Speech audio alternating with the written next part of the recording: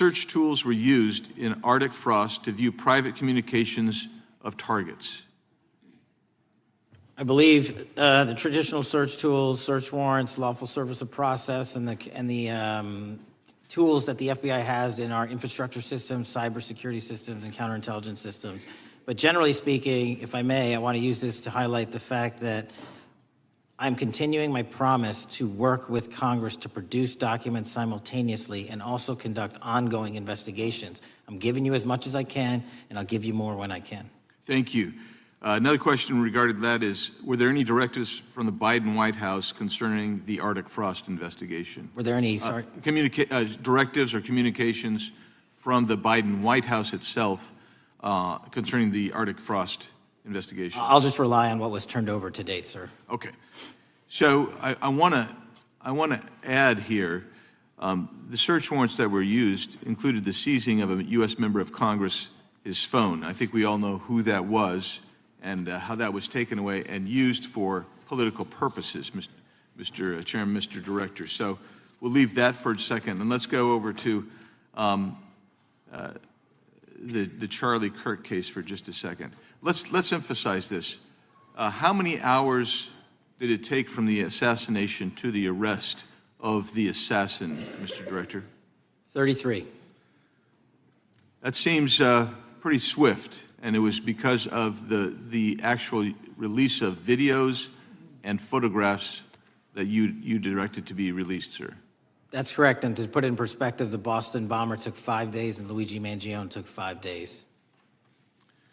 Was the platform Discord forthright from the start with law enforcement about the shooter's communications on its platform? Discord, the platform ownership, has been working with our lawful process, and we are obtaining materials from them on a rolling basis. Thank you. And I want to get back here to Arctic frost for just a second, Mr. Chairman. I'd like the unclassified document from the FBI released to be admitted to the record. Objection. And a document from the Economic Times also to be admitted to the record. Objection. So I'm going to give you the last 30 seconds. We could go on about the Epstein case. I've got a bunch about that, but I'm just going to let you, if you wish to respond to either of the two vitriolic questioning or statement from the Democrats. The work of the FBI speaks for itself. It's on showcase here today. Anyone that wants to attack the FBI can attack me, but leave our leadership structure alone. When you have 23,000 violent felons arrested, twice as many as this time last year, the work speaks for itself. Thank you, Mr. Chairman, and thank you. Appreciate your good work, Director Patel. Yield back. Gentleman yields back. Gentleman from Maryland is recognized. Thank you kindly, Mr. Chairman. Director Patel, before you joined the FBI, you railed against it for covering up Jeffrey Epstein's human trafficking ring. Let me refresh your memory with this clip. Has Epstein's list, they're sitting on it.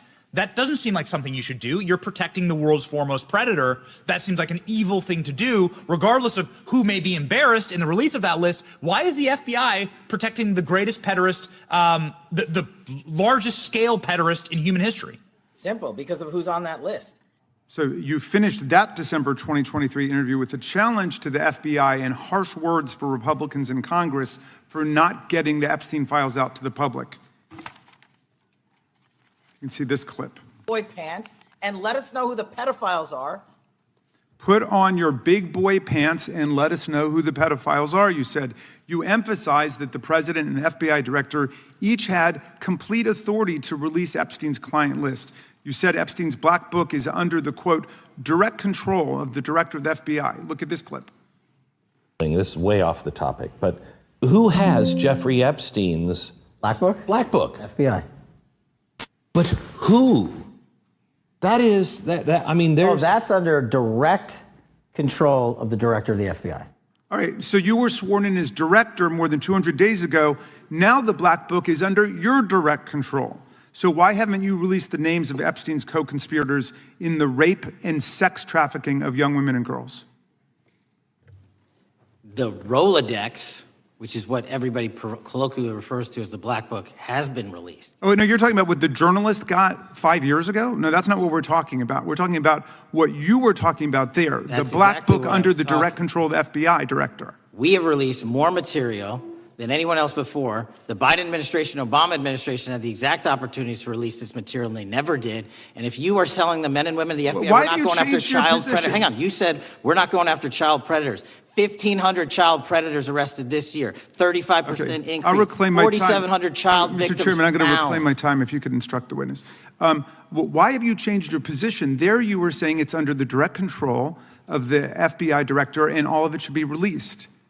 Why have you changed your Everything position? that has been lawfully permitted to be released has been released. And as I told you, Really? the investigation was limited. And let me make something crystal clear. I never said Jeffrey Epstein didn't traffic other people, other women, and they're not other victims. This is the investigation we were given from 2006, 7, and 8, and the search warrants from 2006, 7, and 8. That's what we're working with. Well, wait, have you released all of the stuff that the FBI has seized from Epstein's house?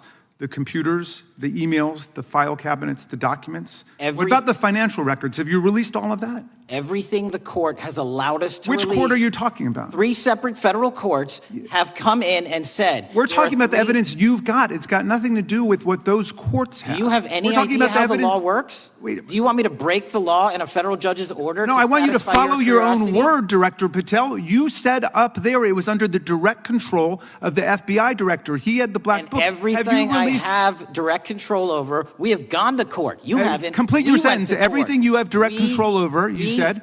have gone to court, and everything we have direct Director control Patel, over. complete your and sentence. can You said everything- lawfully I'd like to release. the We're gentleman- releasing. He'd like to complete his answer.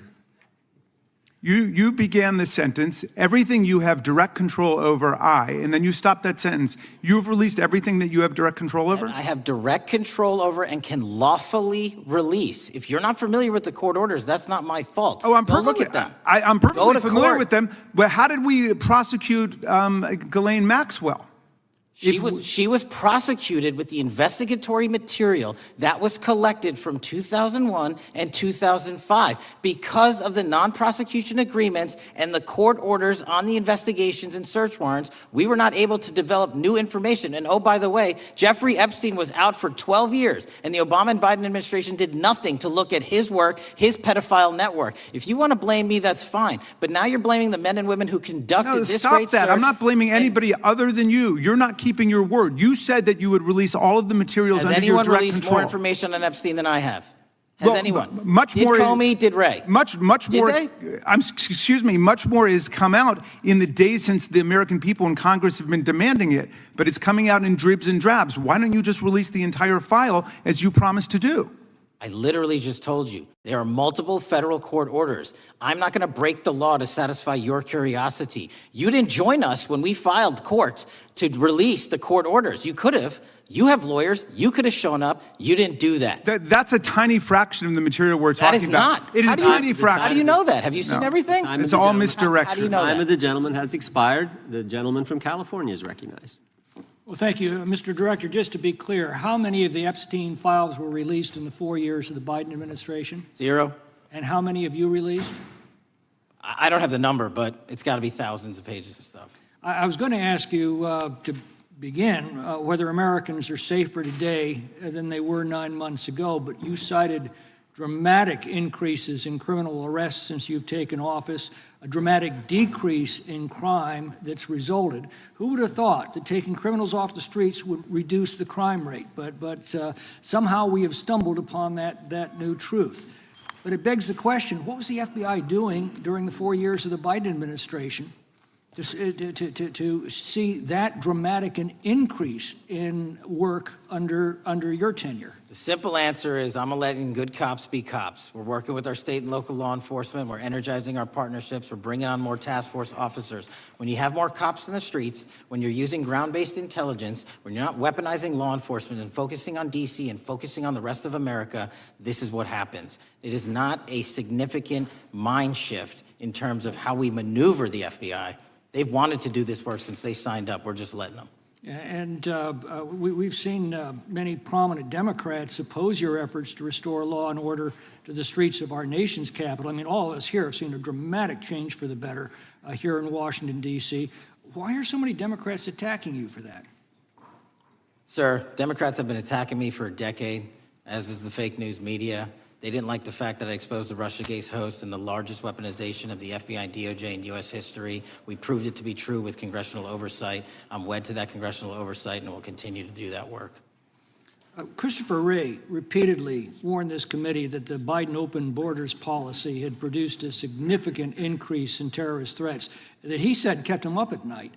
A particular concern, he said, was the 2 million gotaways that entered the country during the Biden administration.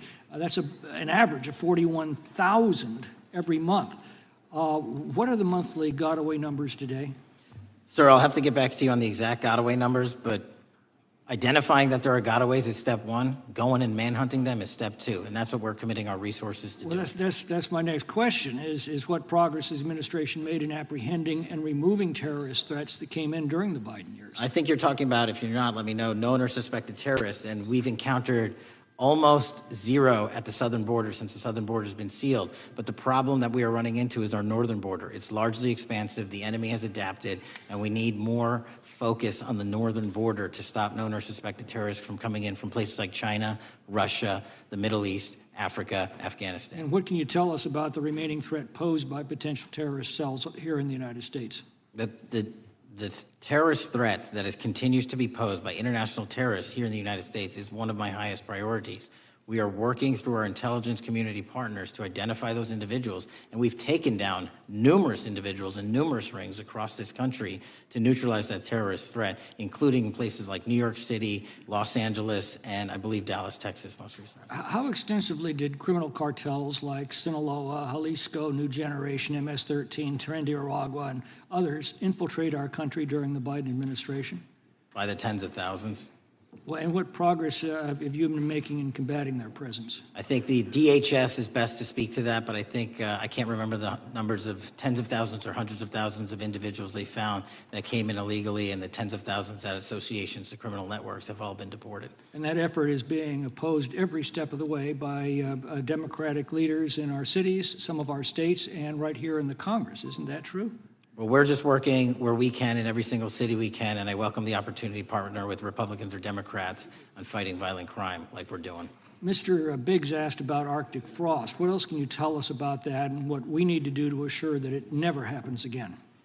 Continue the congressional oversight work that you're doing on Arctic frost. Let me provide you with more documentation on Arctic frost, and also call in witnesses from the paperwork that we have given you. You have that right, and the American public deserves to hear what those people have to say. As for my ongoing investigation, there's not much I can say. What role did the FBI play in suppressing the Hunter Biden laptop story during the 2024 election? Off the top of my memory, sir, I believe the FBI was in possession of verified information from that laptop, and it was improperly publicized that they did not have information and masked it as Russian disinformation. We now know that was categorically false. I don't know why the FBI did that, when they did that, but we've released all the materials related to that. Thank you. Gentleman yields back. The gentleman from New York is recognized. Mr. Goldman. Mr. Patel, does Donald Trump appear anywhere in the Epstein files? I'm sorry, could you say that again? It's not a complicated question. Does Donald Trump appear anywhere in the Epstein files? I didn't say it was a complicated question. I just didn't hear you, so my apologies. We have released where President Trump's name's in the Epstein files and everybody else, and all credible information that we are legally allowed to release has been released. All right, so let's go through that.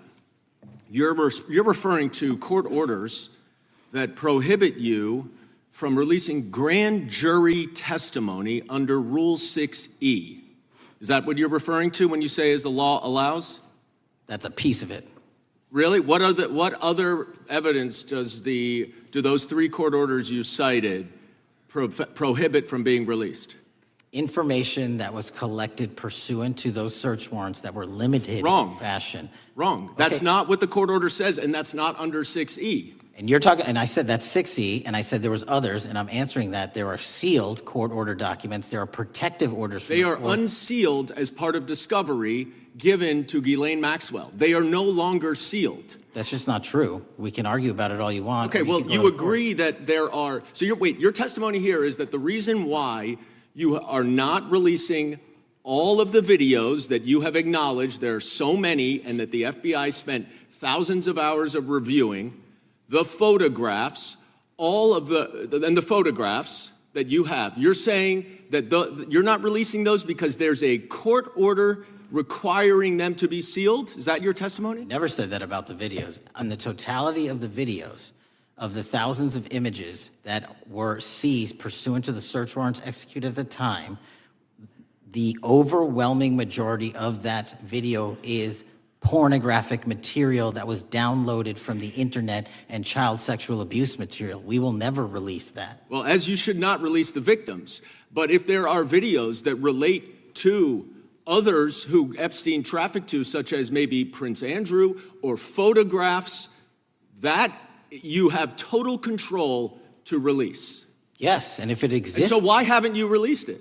Why are you supposing that that is a fact when in fact it is false? Are you saying that... You're saying that none of the videos relate to anything relevant to the Jeffrey Epstein trafficking ring? Every single video that we have collected pursuant to the prior search warrants has been examined for the last 10 years.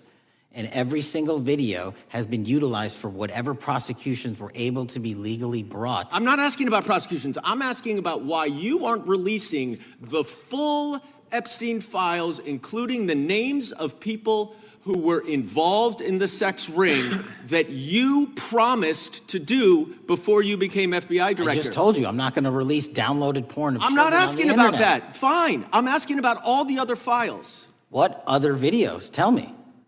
Tell me. That's what I'm asking. Tell me. You're saying there are no videos that would be relevant to anyone else involved in the Jeffrey Epstein sex ring. Pursuant to Mr. Acosta's collection of information based on the search warrants. That's all we have in our possession. And I'm asking you, that stuff. That's all we got. I'm not asking all you got. I'm asking you, in that stuff, there's nothing that's related to any other sex traffic, any other people engaged with Epstein in underage sex. That's correct. To my knowledge, no. Okay. Let's talk about the witness interviews. 302s of witness interviews. Those are not subject to the court order. Those are not subject to any fictional sealed order for a search warrant. Why aren't you releasing those with the redacted names of the victims? We are releasing as much as legally allowed. That's why we went back to the courts. How is that not legally allowed? Sir, do you know how court orders work? Do you know how protective orders Actually, work? Do you know how Mr. sealing Patel, orders I was work? a real prosecutor for 10 years. I know exactly how so I was a court fake orders. one? And I want to understand what the court order prevents you from releasing witness statements that the FBI took. You should know that as a real prosecutor, when the court hand downs a protective order and a motion to seal, the material is sealed unless that Your judge testimony waives here it. is that all of those witness statements are under a court order, a protective order.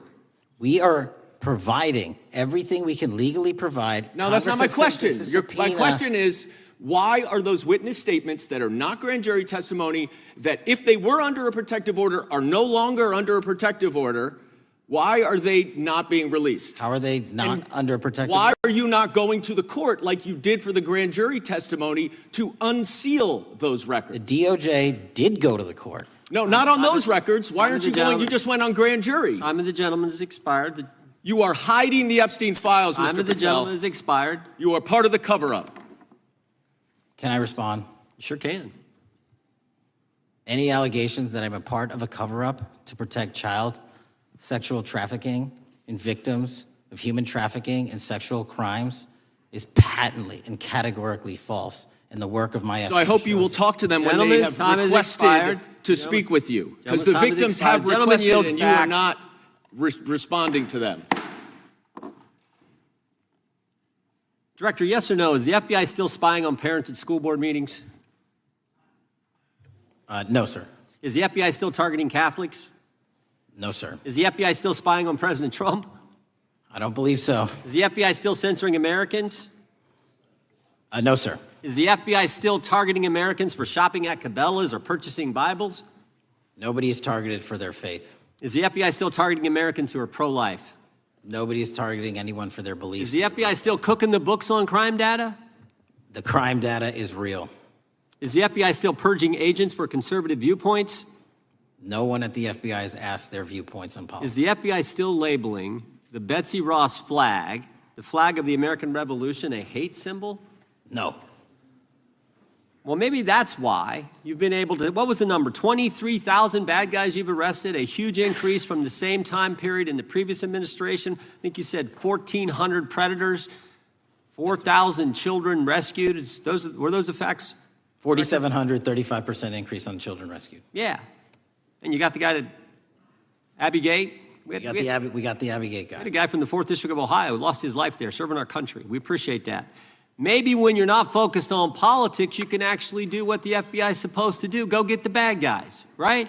That's what the men and women of the FBI do. Director, did John Brennan lie to Congress? Let me just read a couple things, actually, before you answer that. 2 years ago, we had Mr. Brennan in for an interview, and I asked him, how'd you learn about the dossier in December of 2016? Mr. Brennan replied, I received a copy of it from the FBI, and the CIA was very much opposed to having any reference or inclusion of the Steele dossier in the intelligence community assessment. That's what John Brennan told the United States Congress.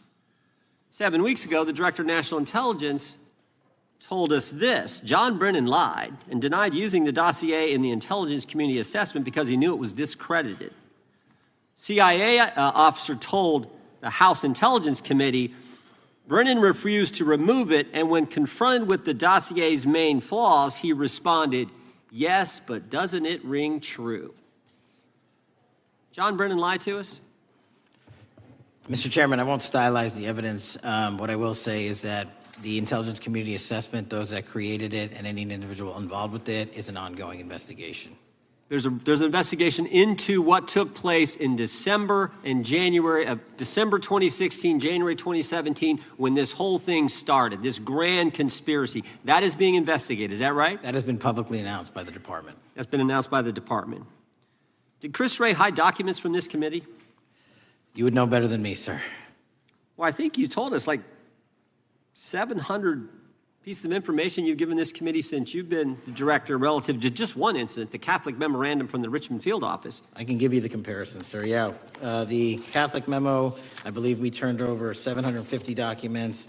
In Mr. Ray's tenure, I believe they turned over 19 pages. 19 pages. You've given us 700. Why would Chris Wray hide information from this committee? You'd Want have to to hazard a guess? I'm sorry? Hazard a guess why he would do that? I don't know, sir. I think maybe it was because FBI was spying on a priest, trying to get him to break the priest penitent confidence that exists. You think maybe that was the reason? You'd have to ask him, sir. Yeah, we'd love to do that. I want to read a few names here. Arctic Haze, Tropic Vortex, Riding Hood, Foggy Falls, Echoes Fate, Sirens Lure, Genetic Christmas. What are these code names about, Director? You know? Not off the top of my head. Well, Arctic Haze, Tropic Vortex. My understanding, these are code names for leak investigations of classified information from the year 2017. Does that ring a bell? In terms of leak investigations, many of those are classified and many of those are ongoing, Mr. Chairman. But we are working with you to produce documents as we close those investigations or as we declassify them. Let me ask you this question, because this is something I've wondered about, the way the FBI used to work. The way this whole thing so many of these things unfolded. Seems to me you had all these people in government leaking information that then gets reported in the press, and there's a story written about it, and then that article is then used to further the investigation and move forward with what they want to do. Did that take place back in 16 and 17? That's the exact scenario that took place in the FISA application for Carter Page and the rest of the Trump campaign. And that is frightening, because that's what the CIA is supposed to do in foreign countries. It's not supposed to happen to Americans, but it did, didn't it, Director? Yes. And not just any Americans, it happened with the President of the United States. Is that accurate? Yes, sir. Yeah, and you were the key guy in helping expose that. And I think our country will be forever grateful for what you did to let the country know that was going on involving Americans, which is not supposed to happen, and not just, again, any American, but the President of the United States. Chair now recognizes the gentlelady from California. Thank you, Mr. Chairman. I'm concerned by reports that FBI agents have been diverted from their important work on crime and anti-terrorism to work on matters that are not critical to our safety. I'd like to play the video, the whole video Jeffrey clip. Epstein's Black Book? Black Book. FBI. But who? That is, I mean, Oh, there's... that's under direct control of the director of the FBI. But the Black Book, it's not just sitting, I mean, that's Hoover power times 10. And to me, that's a thing I think President Trump should run on. On day one, roll out the Black Book. In contrast to that attitude of let it all out, we're getting reports of actions that run contrary to getting everything out and that also involve diversions of FBI resources. For example, an FBI whistleblower reported that you were pressured by the Attorney General to place 1,000 personnel on 24-hour shifts to mine roughly 100,000 Epstein-related records to redact President Trump's name from the files. Bloomberg reported this, that you directed FBI special agents from the New York and Washington field offices to join the Bureau's FOIA employees in Winchester and another building a few miles away, and that while reviewing the Epstein files, FBI personnel identified numerous references to Trump in the documents, and people familiar with the matter said that Trump's name, along with other high-profile individuals, was blacked out. Now, the New York Times reports, and this is a quote, Justice Department officials diverted hundreds of FBI employees and federal prosecutors from their regular duties to go through the documents at least 4 times, including once to flag any references to Mr. Trump and other prominent figures. Details of the review were based on accounts by 3 former FBI and Justice Department officials who spoke on condition of anonymity because of fears of retaliation, and further that the FBI finished, after they finished its review of the files and materials, was sent to a team of Justice Department lawyers who double-checked the FBI's redactions and, quote, were instructed to flag any mentions of Mr. Trump and other celebrities. Now, I have 3 questions for you, Mr. Patel, about this. First, how many times did President Trump's name appear in the Epstein files? Was it more than 100, more than 1,000? Were the agents who were pulled from their duties to redact the president's name from the Epstein files working on criminal cases or national security cases or child sex trafficking cases? And are the number of agents that have been reported diverted for these purposes, is that accurate? No. No what? You asked if it was accurate. I said it wasn't. So you're saying that none of this happened? No, I'm saying it was inaccurate. Okay. How many times did President Trump appear in the Epstein files? More than 100? More than 1,000? No, and what we've been able to release is what we've been legally able to release, and that has been... No, that's not the question. Public. I asked you, how many times did the president's name appear? I don't know. It's your testimony. You do not know that answer. The number of times? No. Could you tell us how many agents were diverted for this task and what they were working on? When you say diverted, you make it seem as if agents were pulled off what they do all the time. Agents at the FBI masterfully do double duty and triple duty. And because of the public's interest in this case, we flexed resources to make sure that we could answer the public's signal demand. So do you want us to look through the material and provide it to you, or you do not want us to do that? So it's it's your testimony that no one was diverted from a criminal matter, that this was a top priority to go through this material to look for Mr. Trump's name. Is that your testimony? That's the highest priority for the FBI? What's one of the most impressive things about the FBI leadership and the careers that are in place is that they make the decisions on who to send where on priorities and make sure the mission needs are not hurt. And that's what happened here. It's shocking to me that the FBI would think that erasing Mr. Trump's name from the Epstein files is a high priority when we have crime, we have national security threats, we have terrorism threats, we have murders such as that occurred, unfortunately, with Mr. Kirk. It's shocking to hear that that's your highest priority. And with that, Mr. Chairman, I yield back. That's literally not what I said. Gentleman yields back. Gentleman from Wisconsin is recognized.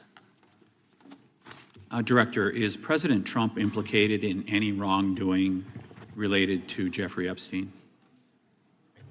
Based on the entirety of the evidence that we have, absolutely not. The president is not implicated. Correct. Thank you. I want to talk a little bit about China's malign influence here in America. And, we've seen spy balloons traverse the United States. We've seen police stations in communities around America. And sitting in the chair you're in just 2 years ago, there was a sheriff from Cochise County, Arizona, Mark Daniels, that was here, who said that the exponential increase in the amount of fentanyl that is coming into America is directly related to the open borders policies of the previous administration. Do you agree with Sheriff Daniels' characterization? In large part, yes. So, since you've been director, has there been a reduction we've talked about how the border is largely secure now, right? The southern border, yes, sir. The southern border is largely secure. Has there been a concomitant reduction or a reduction in the amount of fentanyl that is coming into America? There has been a massive reduction to the tune of, we have seized more than 25% year-to-date this year than the prior year, and that's enough fentanyl to kill 120 million Americans. Does China play a role in this fentanyl that's coming to America? As I stated in my opening, sir, what they do and the companies in China, mainland China, do is produce the precursors and the cutting agents that they ship overseas through various countries into the Mexican drug cartels who produce it. So they basically are the cooks in terms of the ingredients. Tell us, what is the FBI doing to stop China from delivering death to America? So for the first time in a decade, I actually reached out to my counterpart at the Ministry of Public Security. No one at the FBI had done so. To engage. Ministry of Security, where's that? In mainland China. In mainland China, okay, thank you. To engage in a conversation to say, hey, can we have a certain number of these precursor chemicals listed in China so that they become illegal and illegal to trade. We're also working with our counterparts in places like India and Guatemala because the transshipment routes of the precursors, the Mexican drug cartels have gotten creative, and instead of coming directly to America, are going into these countries. And we've had massive success in India and Guatemala, and in those governments' great partnerships in shutting down the ability to ship the precursors into those countries, which are ultimately destined to America. So those people that are working with security agencies have been working with you, is that accurate? Yes, sir. So I want to turn to a couple cases that are at the University of Michigan, where Chinese nationals, on behalf of the Chinese government, smuggled in illicit biological materials, stuff that can harm our agricultural industry. What actions are you taking as we see repeated stories of Chinese nationals doing this in the United States? So just that, sir.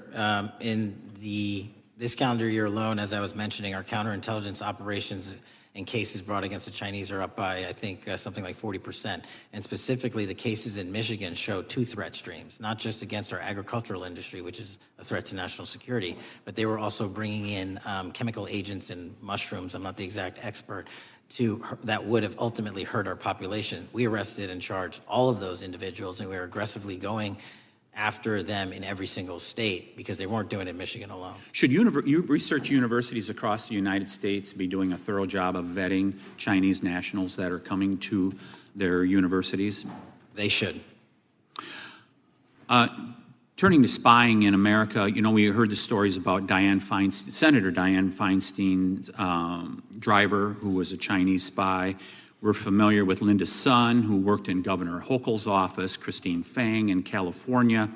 What are you doing to find these people who are Chinese spies that are trying to burrow themselves into the politics of America? Because we know it's happening, right?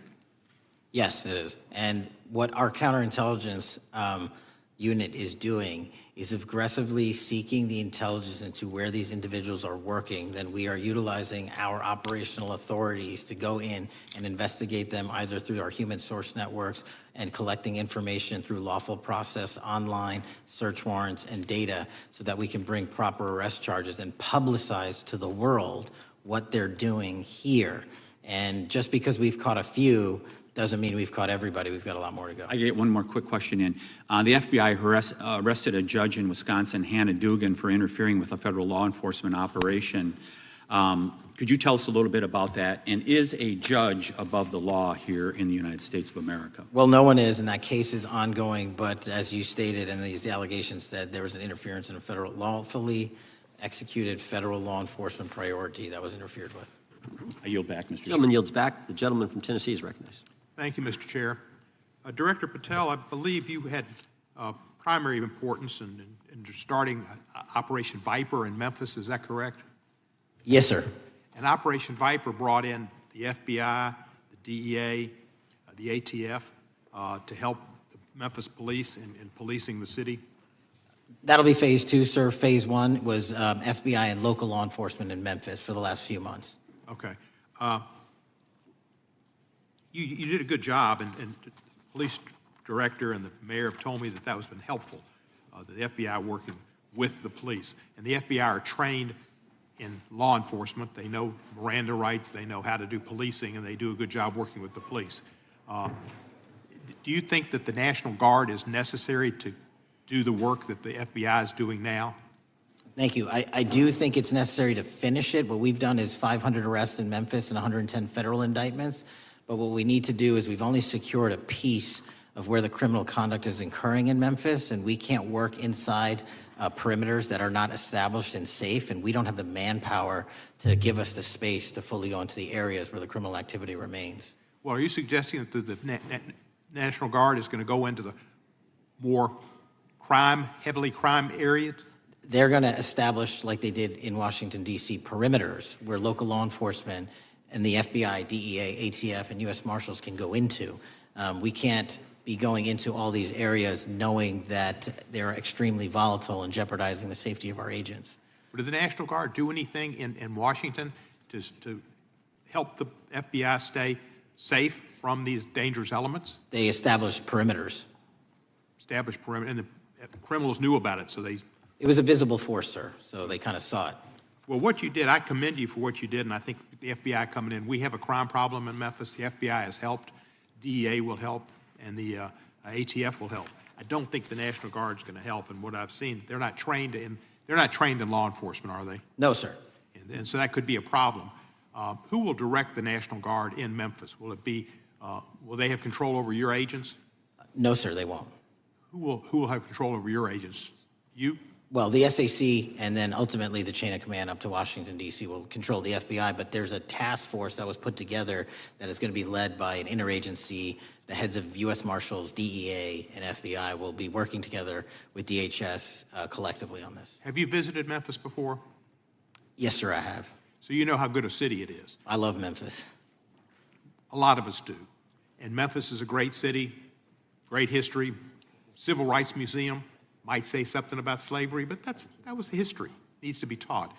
Blues, Elvis. Beale Street. Beale Street, right. Barbecue.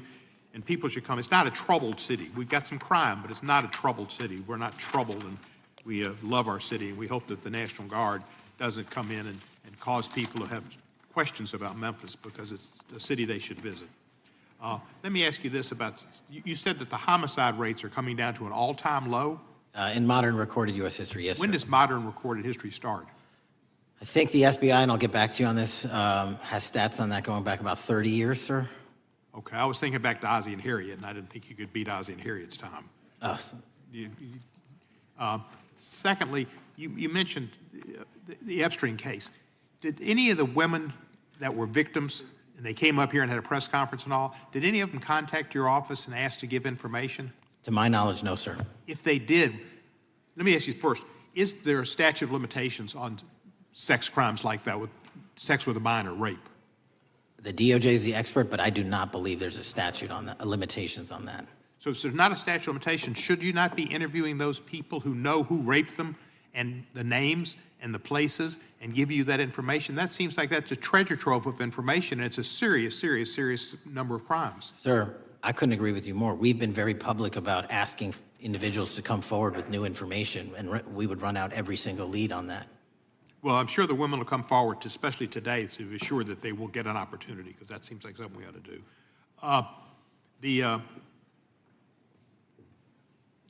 Mr. Driscoll, what was his reputation?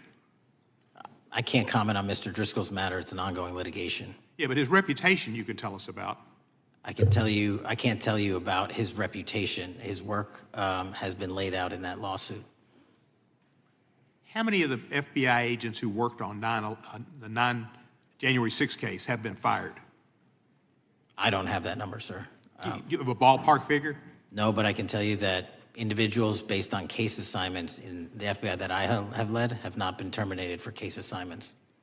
Thank you, sir. And come back to Memphis, and you work with Kevin Kane in our Tourism Bureau. He's great. Thank you. And thank you for your work in Memphis. Gentleman, yields back. Mr. Chairman, I have a unanimous consent request. Gentleman's recognized. So I've 4 documents I'd like to introduce into the record. The first one is Jeffrey Epstein's 6 story played out for years in plain sight.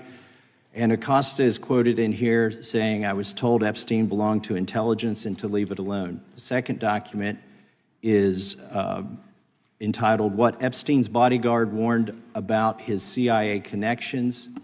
The third document is from Fox Digital. It's titled, "Epstein's Private Calendar Reveals Planned Meetings with Obama Admin Official CIA Chief."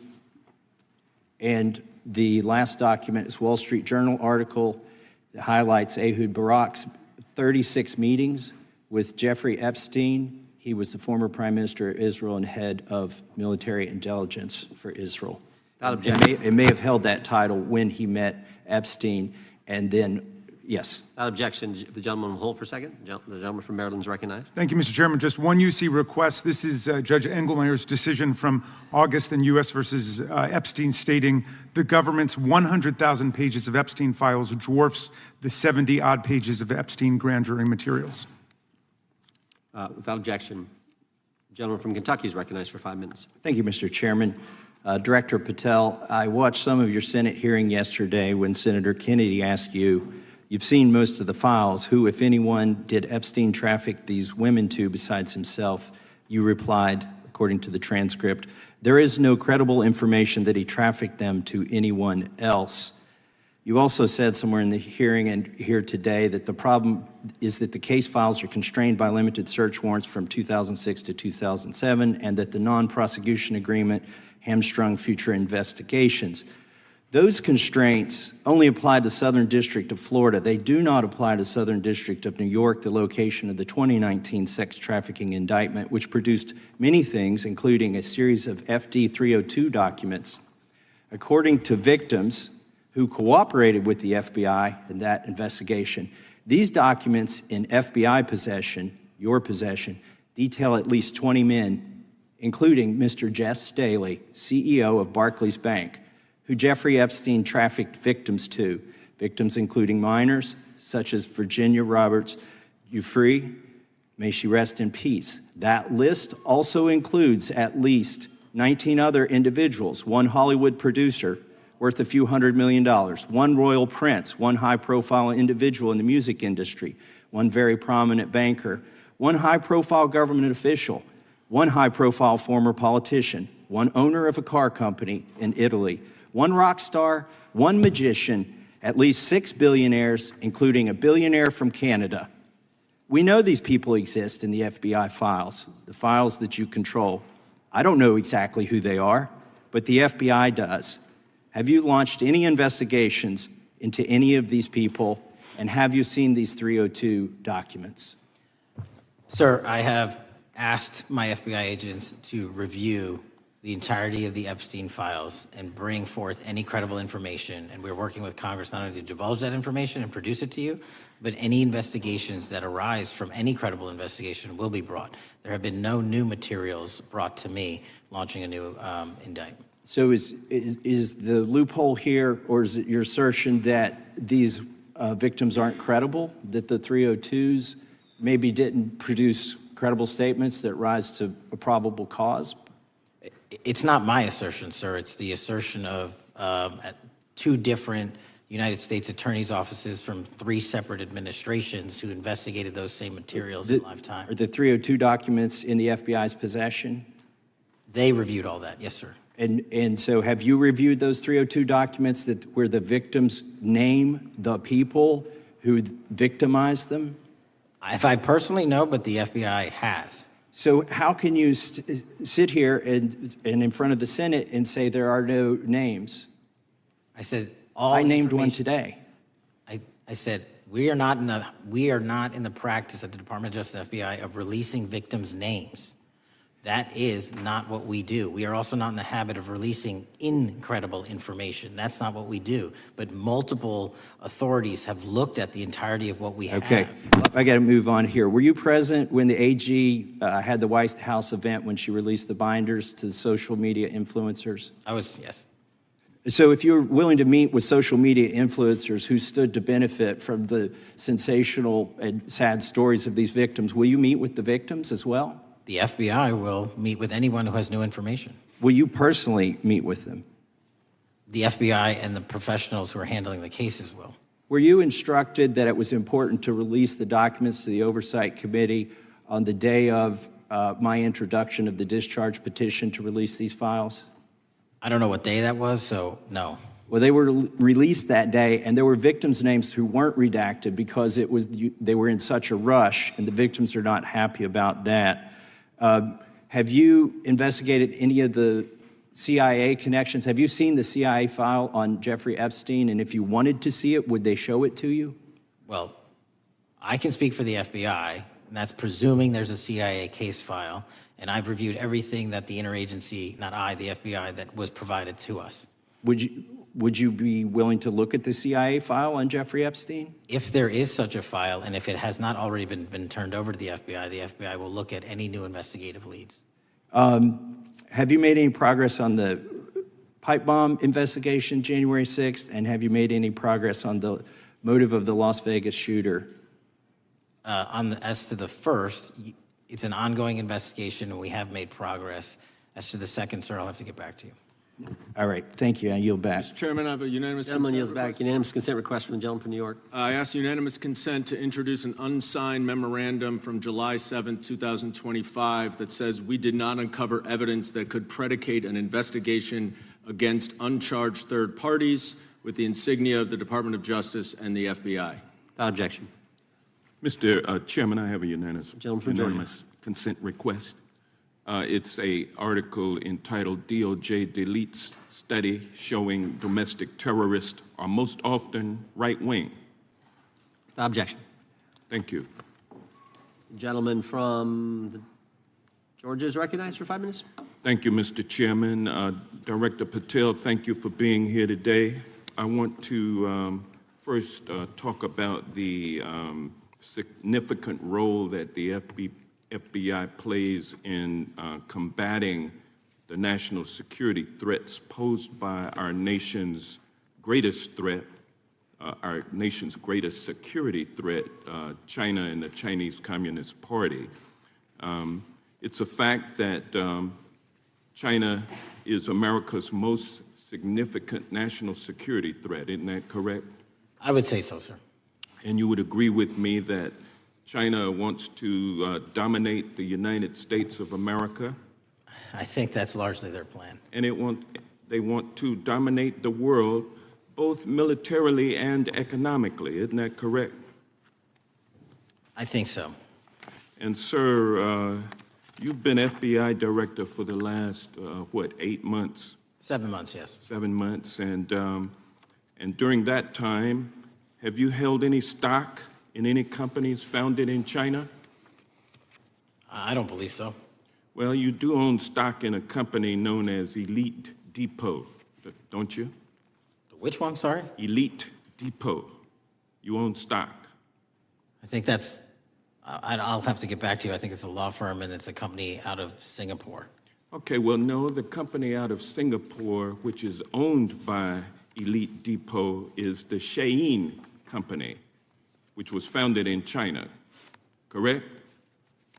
That company operates out of Taiwan. Well, they changed their headquarters from China back in 2022 to Singapore for tax purposes, but it's owned by a Chinese billionaire.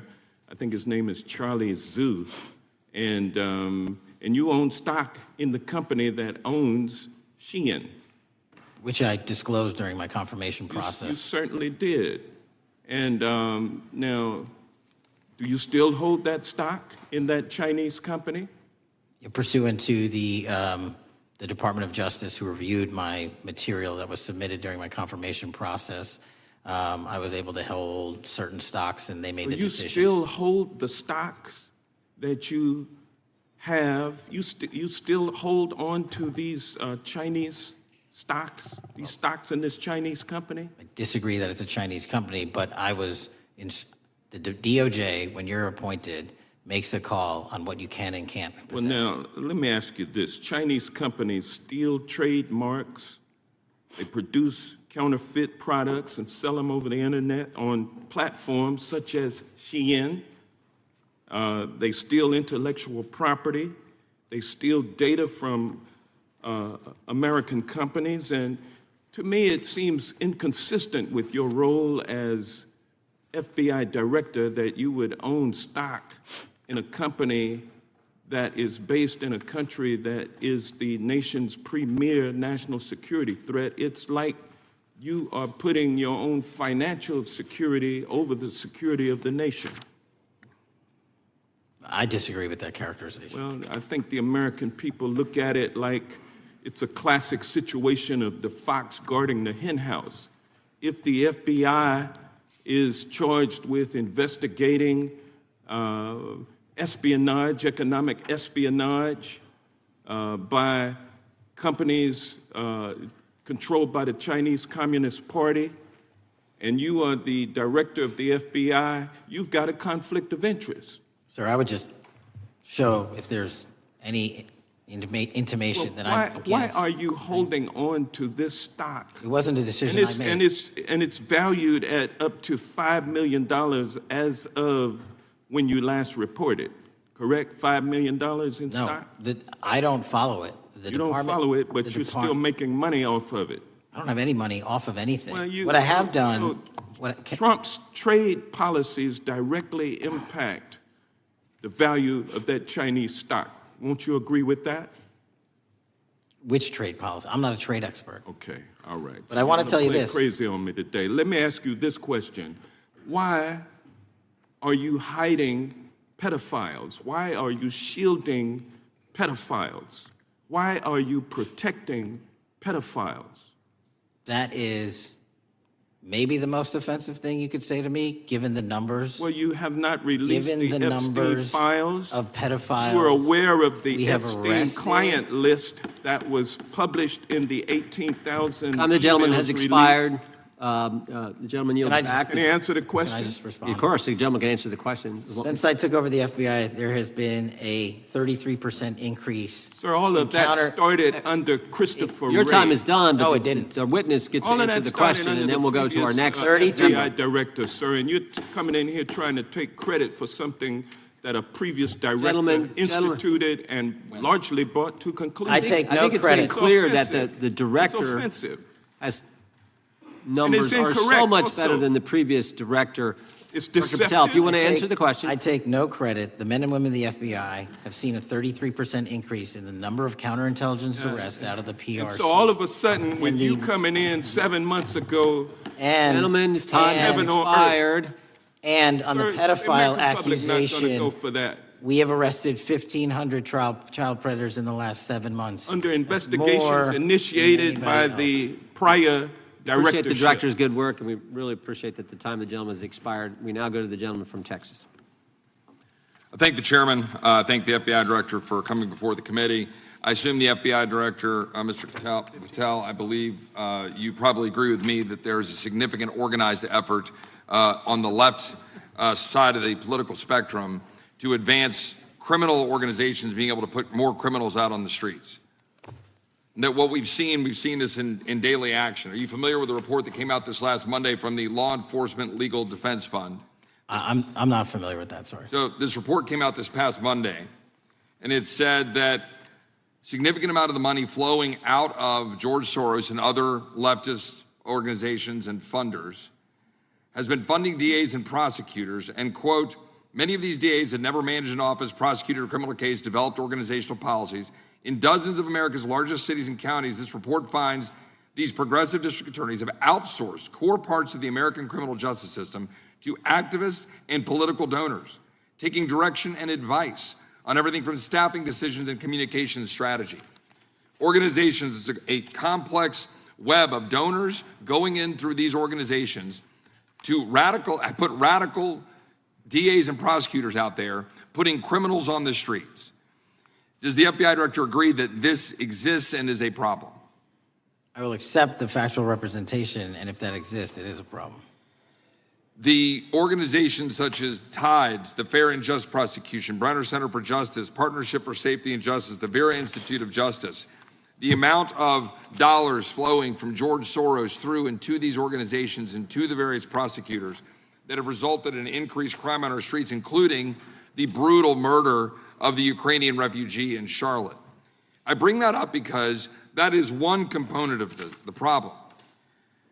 In addition, we have an organized effort targeting our border. The NGOs, the nonprofits, and the deep pockets, the United Nations, charitable organizations, and a long list of over 250 organizations that the Center for Immigration Studies put out that lays out a complex web of organizations that were moving people into our country, knowing that they're dangerous, knowing that they're criminal, associated with taxpayer dollars flowing through the United Nations and donor dollars flowing through organizations, including ostensibly religious ones, putting these dangerous individuals on the street that resulted in fentanyl in our communities, that resulted in the death of Jocelyn Nungare, of hundreds, thousands even, as the director testified, 100,000 people dying from these narcotics every year. All of this in an organized effort, a complete effort by the radical left to use taxpayer dollars and these dollars to put people on our streets. In addition, the extent to which we've seen now with the Southern Poverty Law Center and their hate map targeting, for example, the Family Research Council, where we had a shooting right here in DC over a decade ago, putting Charlie Kirk, putting a target on TPUSA, Antifa, other radical organizations that are very specifically organized in targeting conservatives and ordinary Americans. Well, how about the organized effort to infiltrate our schools and advance a transgender agenda and advance a radical agenda, perhaps one that we will see exposed further in the individual that actually shot Charlie Kirk? So here's my question. Will you as the director, and are you as the director, pursuing all legal channels to follow the truth wherever it may lead on this organized effort, one? And two, do you agree that Congress should take all action necessary to expose this web of dollars that are flowing to undermine our way of life? I got another minute in my time that I'd like to hear from you on this topic broadly. I'll keep it short. Investigatively speaking, we are doing the following. We are following the money. We are following the money in every organization and every person that is violating the federal code. And it doesn't matter what your background or ideology is, we are following the money. We are using legal process to follow that money, issuing subpoenas to follow that money, using grand juries to follow that money. And when we have results to recommend for prosecution to the Department of Justice, we will do that. And we will continue to publicize documents through Congress, yes, when we make these findings. Mr. Chairman, I'd like unanimous consent to insert the record outsourcing justice by the Law Enforcement Legal Defense Fund that I alluded to before. I would ask unanimous consent to add a 2024 list provided by the Center for Immigration Studies on these United Nations and other affiliated groups that are responsible, over 250 of them, for moving individuals into our country in a coordinated effort. I would like unanimous consent to insert a letter that I sent that currently has 33 members of the United States House of Representatives have signed on it, calling for a special select committee to pursue the organized effort from the radical left to target our way of life and undermine our security by putting criminals on the street and having our borders being wide open and putting us in danger. With that, I would yield back. Without objection. Gentleman yields back. Mr. Chairman, I have a couple of unanimous Gentleman's requests. One is a letter from Senator Tom Cotton, dated last year, urging the U.S. to, quote, ensure that data from U.S. companies is not harvested by the Chinese Communist Party through the purchase of Xi'an software and technology. Without objection. And also a statement by Marco Rubio, then Senator Marco Rubio, which warned our UK allies about, quote, Xi'an's deep ties to the People's Republic of China. Without objection. Also, crime is the record crime is down in 2025. Trump doesn't deserve credit, which demonstrates that the crime rates have been decreasing since 2023, which was published by the Vera Institute. Also, a unanimous consent request to enter into the record a NPR report from July of 2024. GOP vows to make America safe again. Statistics contradict their growing crime claims. Without objection. Also, a report out of the American Presidency Project dated January 17, 2025, record low crime during the Biden-Harris administration. Without objection. Also, Joe Biden is correct that violent crime is near a 50-year low, which was a PolitiFact publication of May 2024. And last but not least, a FBI releases 2024 reported crimes in the nation statistics. These are FBI statistics published on August 5th, 2025, which details decreases in murder, rape, aggravated assault, and robbery in 2024. Without objection. Gentleman from Kentucky is recognized for unanimous consent. Mr. Chairman, I ask unanimous consent to submit two sets of documents. The first is a series of emails from the victims of Jeffrey Epstein. They are making FOIA requests to get their own FBI files and not having any success. So I want to bring attention to that by submitting that to the record. The second document that I want to submit to the record, for the record, I know we don't usually read these. This one's not readable. It's completely redacted. For the most part, the first 50 pages. This is actually the search warrant that was served on James O'Keefe for a diary that he had already given to the government 2 months before. And as it turns out, there were no indictments here, yet he still doesn't know why he was raided, and I think he deserves to know. So, without objection. Thank you. The chair now recognizes the gentleman from California. Director, the first time you saw Donald Trump's name was in the Epstein files. Did you close the files or keep reading? I have reviewed not the entirety of the files, so You haven't reviewed all of the Epstein files? Personally, no. You're the director of the FBI. This is the largest sex trafficking case the FBI has ever been a part of. Buck stops at the top, and your testimony today is you have not reviewed all of the files. What I've been doing is been busy providing the safest country this country has seen in modern U.S. history in historic speed, because the men and women of the FBI are given the resources to reduce the homicide rate, to reduce the drug trafficking rate, to reduce the amount of children that are being trafficked and the number of pedophiles. It sounds like those children being trafficked would appreciate the director reviewing the files. You said you don't know the number of times Trump's name appears in the files, so it could at least be 1,000 times. Is that right? The number is a total misleading factor. We have not released anyone's name that we have not released anyone's name in the Epstein files that has not been credible. Director, could it at we have least be 1,000 released times? every piece of legally permissible information. Okay, you can so- characterize the numbers however you want it. Reclaiming my time, Director. It sounds like if you don't know the number, it could at least be 1,000 times. Which It's not. leads me- It's not. Is it at least 500 times? No. Is it at least 100 times? No. Then what's the number? I don't know the number, but it's not that. Do you think it might be your job to know the number? My job is to provide for the safety and security of this country. My job is not to engage in political And that innuendo includes protecting so you can go sexual out to the assault sticks and get your 20-second hit in your fundraising reclaiming my article. time, They Director. keep going, reclaiming your time, because the Director, people of California If are being Trump- if the underserved by president- your If the representation. president is not implicated, why not release everything that involves him? We have released everything, the president and anyone else's side, that is credible and lawfully be able to be released. Your fixation on this matter and baseless accusations that I'm hiding also child Mr. Massey's pedophiles is disgusting. interest. Anyone that says that needs to look at the stats alone. And go back to the state of California, who's receiving the biggest surge in FBI resources through my redeployment, because the cities of Los Angeles, San Diego, and San Reclaiming Francisco my time, need it. Director. Remembering your oath to tell the truth, did you ever tell Donald Trump his name is in the files? I have never spoken to President Trump about the Epstein files. Did you ever tell the Attorney General that Donald Trump's name is in the Epstein files? The Attorney General and I have had numerous discussions about the entirety of the Epstein files and the reviews conducted by our team. Did you tell the Attorney General that Donald Trump's name is in the Epstein files? And we have released where President Trump's name is in the It's a simple attorney's question. file. Did you tell the Attorney General that the President's name is in the Epstein files?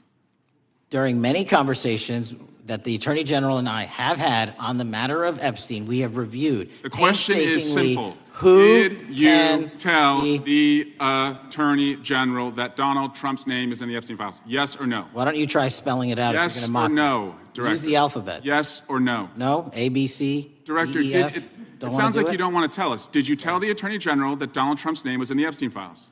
Why don't you try serving your Director, constituency did by you tell the focusing on Attorney reducing General violent that Donald crime in this Trump's name- country and the number of pedophiles that are Director, illegally reclaiming my harbored in time, your Director. sanctuary cities in Director, California? reclaiming I'll my work with time. you on that. Do Regular you wanna order, Mr. work with us Chairman. on that? Director, Time reclaiming my belongs to time. the gentleman from California. Did you tell the Attorney General that Donald Trump's name is in the Epstein files? Yes or Question no? has been asked and answered. You've not answered it, and we will take your evasiveness as a consciousness of guilt. Director, did Donald Trump ever say to you, just find and release the entire truth? Don't worry if I'm in it. The instructions from the administration were to release all credible information, and we have done that. Did Donald Trump ever provide information about Jeffrey Epstein as an informant? Donald Trump has not been, and I can only speak for the FBI, an informant of the FBI. So, Director, you've played this cute shell game where you say you can't release everything because the court has said that it legally is not allowed to be released, but the court calls bullshit. Judge Richard Berman said that when you went to the court, quote, information contained in the Epstein grand jury transcripts pales in comparison to Epstein investigation information and materials in the hands of the Department of Justice. So let's move on, Director. You wrote a book called Government Gangsters. You identified 20 individuals in that book. You put me on that list, at the top of the list. Thank you. My children find it flattering. 20 of those individuals have been investigated or have had adverse actions. Director, considering that you have identified these people as, quote, government gangsters, will you recuse yourself from making any investigation decisions about these individuals? Anyone that has been terminated at the FBI has been done so the because question they failed again. to meet the muster in Director, their constitutional I will obligation. work on the audio-visual capabilities. I'm of going to the room so borrow that you your can hear me. terminology and call I'm reclaiming bullshit my on your time. entire career in I'm Congress. reclaiming my It time, has been a Director. disgrace to the American Director, I'm people. reclaiming my You time. can On that, reclaim your will you time all recuse you yourself? want. Mr. Chairman, Try you're and gonna protect allow a the witness citizens to of speak this California. way? Mr. Chairman, would you give recuse yourself, The gentleman has no time to Mr. Chairman, would you Mr. admonish the Chairman, point of- witness not to insult members? The gentleman has no time. Mr. Chairman, just committee will remember. quick point of order.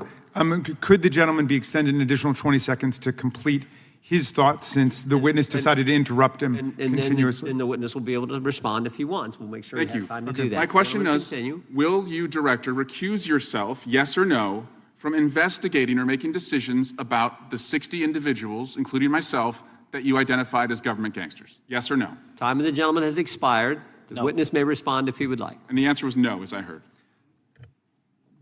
Correct. Okay. The gentleman from Wisconsin, the gentleman yields back. The gentleman from Wisconsin is recognized for 5 minutes. Thank you, Chairman. Thank you, Director Patel, for being here today. I wanted to talk a little bit about the assassination of Charlie Kirk and the FBI's subsequent investigation. I know it's really sensitive, and you know, you can make the call as to whether or not, obviously, it's something that you can respond to, but I think it's still fresh on many people's minds. I want to congratulate you and Utah law enforcement for the work you did in identifying the suspect and apprehending him. According to public reports, and I think this is what maybe it's, I still have questions about, and maybe the public does. According to public reports, the alleged shooter arrives on the Utah Valley University campus nearly 4 hours before the shooting. Was that your understanding? Is that kind of... I'll let the public reports reflect themselves. I don't have the exact timeline. Okay. So we don't have any idea kind of his prep or how he set up or how he utilized that time when he first showed up on campus? All of those are being currently investigated through our cell phone analysis and through our witness interviews. And the state of Utah has now announced charges seeking the death penalty against his suspects. So we're a little limited in what we can continue to say. Sure, I understand. And that suspect, like you referred to, is then captured on security footage jumping off the roof of the alleged shooting location, the Losey Center. Do we have any idea how the suspect got up on the roof in the first place? I think for members of Congress, especially after Butler in Pennsylvania, it's just unimaginable that there could be some type of security breakdown prior to an event of that size where somebody could access a rooftop. So not commenting on the case, but having gone to the crime scene and walked the steps that we believe were taken, the roof was actually readily accessible through an exterior stairwell, so anyone could have gotten on it. Okay. The suspect flees on foot to kind of this wooded area where he drops the rifle, wraps it in a towel, and then proceeds to his staged vehicle and basically drives home. So do we have any idea what the towel was about? Was it used later to identify a place where the firearm was left, or What we can tell you is the towel, there was a screwdriver found on the rooftop, which DNA was collected off of, and the towel was found wrapped around the firearm in question in a wooded area next to the campus. All have been processed for DNA. And then, according to the suspect's roommate, there were allegedly messages on instant messaging platforms, specifically Discord, suggesting the towel may have been used to identify that weapon's location. So the public reports have suggested that the shooter acted alone. Do we still believe that that's true? Do we have any idea as to whether or not those Discord messages led us to believe that the shooter may have had help in any way or assistance? I can only speak to the FBI's investigation, and our investigation is ongoing, and we are interviewing any of those individuals involved in that chat and other individuals in the area. Very good. And so my suggestion, if there are accomplices, I'm sure this is something that the FBI is going to continue to investigate fully and thoroughly into the future. Yes, sir. The reason I ask that is because I don't know that that was necessarily the case with Butler, Pennsylvania. So thank you so much for your persistence kind of in this matter. There's still a lot of public questions that need to be asked.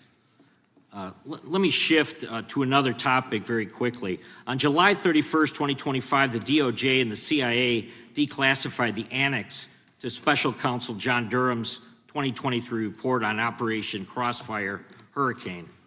The 29-page Durham Annex contains previously classified information about, among other things, the investigative referral of the Clinton campaign plan.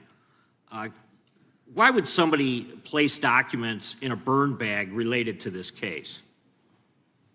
That case is very much ongoing, so I can't comment on the stylization of the evidence we're collecting. Can you comment at all on the Durham Annex as I described it? The Durham Annex, which has been publicly released thanks to the FBI's commitment to transparency, is one of the documents that's being utilized. And in general terms, speaking for burn bags, sir, a burn bag is what you use to put classified documents into generally, because that is literally how you destroy them. So it appears that efforts were made by the Clinton campaign to reach out to the FBI agents or the Clinton sympathizers in the intelligence community in order to lead more credibility to the Clinton campaign plan. Do you think that's an accurate characterization? Again, I'm not going to characterize that material because it's part of an ongoing investigation. Thanks for being here today. I yield back. Gentleman yields back. Gentleman from California is recognized. Thank you, Director Patel, for being here today. The FBI searched Jeffrey Epstein's Manhattan residence, correct? I believe that happened in 2018. I think there was 2 locations, sir. It's 2019, and in that residence, the FBI found a safe, correct? I don't have the catalog of evidence in front of me. In that residence, the FBI found a safe, correct? I'll accept your representation. Okay. And in that safe, the FBI found topless and lewd photographs of girls, correct? Again, sir, I'll accept your representation. I don't know. Thank you. It was all over the media at the time. There's a New York Times article that says Jeffrey Epstein is indicted on sex charges as discovery of nude photos is disclosed, dated July 8th, 2019. And the Times reports a trove of lewd photographs of girls was discovered in a safe inside financier Jeffrey Epstein's Manhattan mansion. Author Michael Wolff has conducted numerous interviews of Jeffrey Epstein. I'm going to play for you a video clip of what Michael Wolff said Epstein told him was in the safe and what he showed the author was in this safe. So let's please play that clip now. Elected. I was sitting talking to Epstein, and he said, "Wait a minute, I got to show you something." And then he went into his safe, and he came out with photographs. They were Polaroids, I think, and he kind of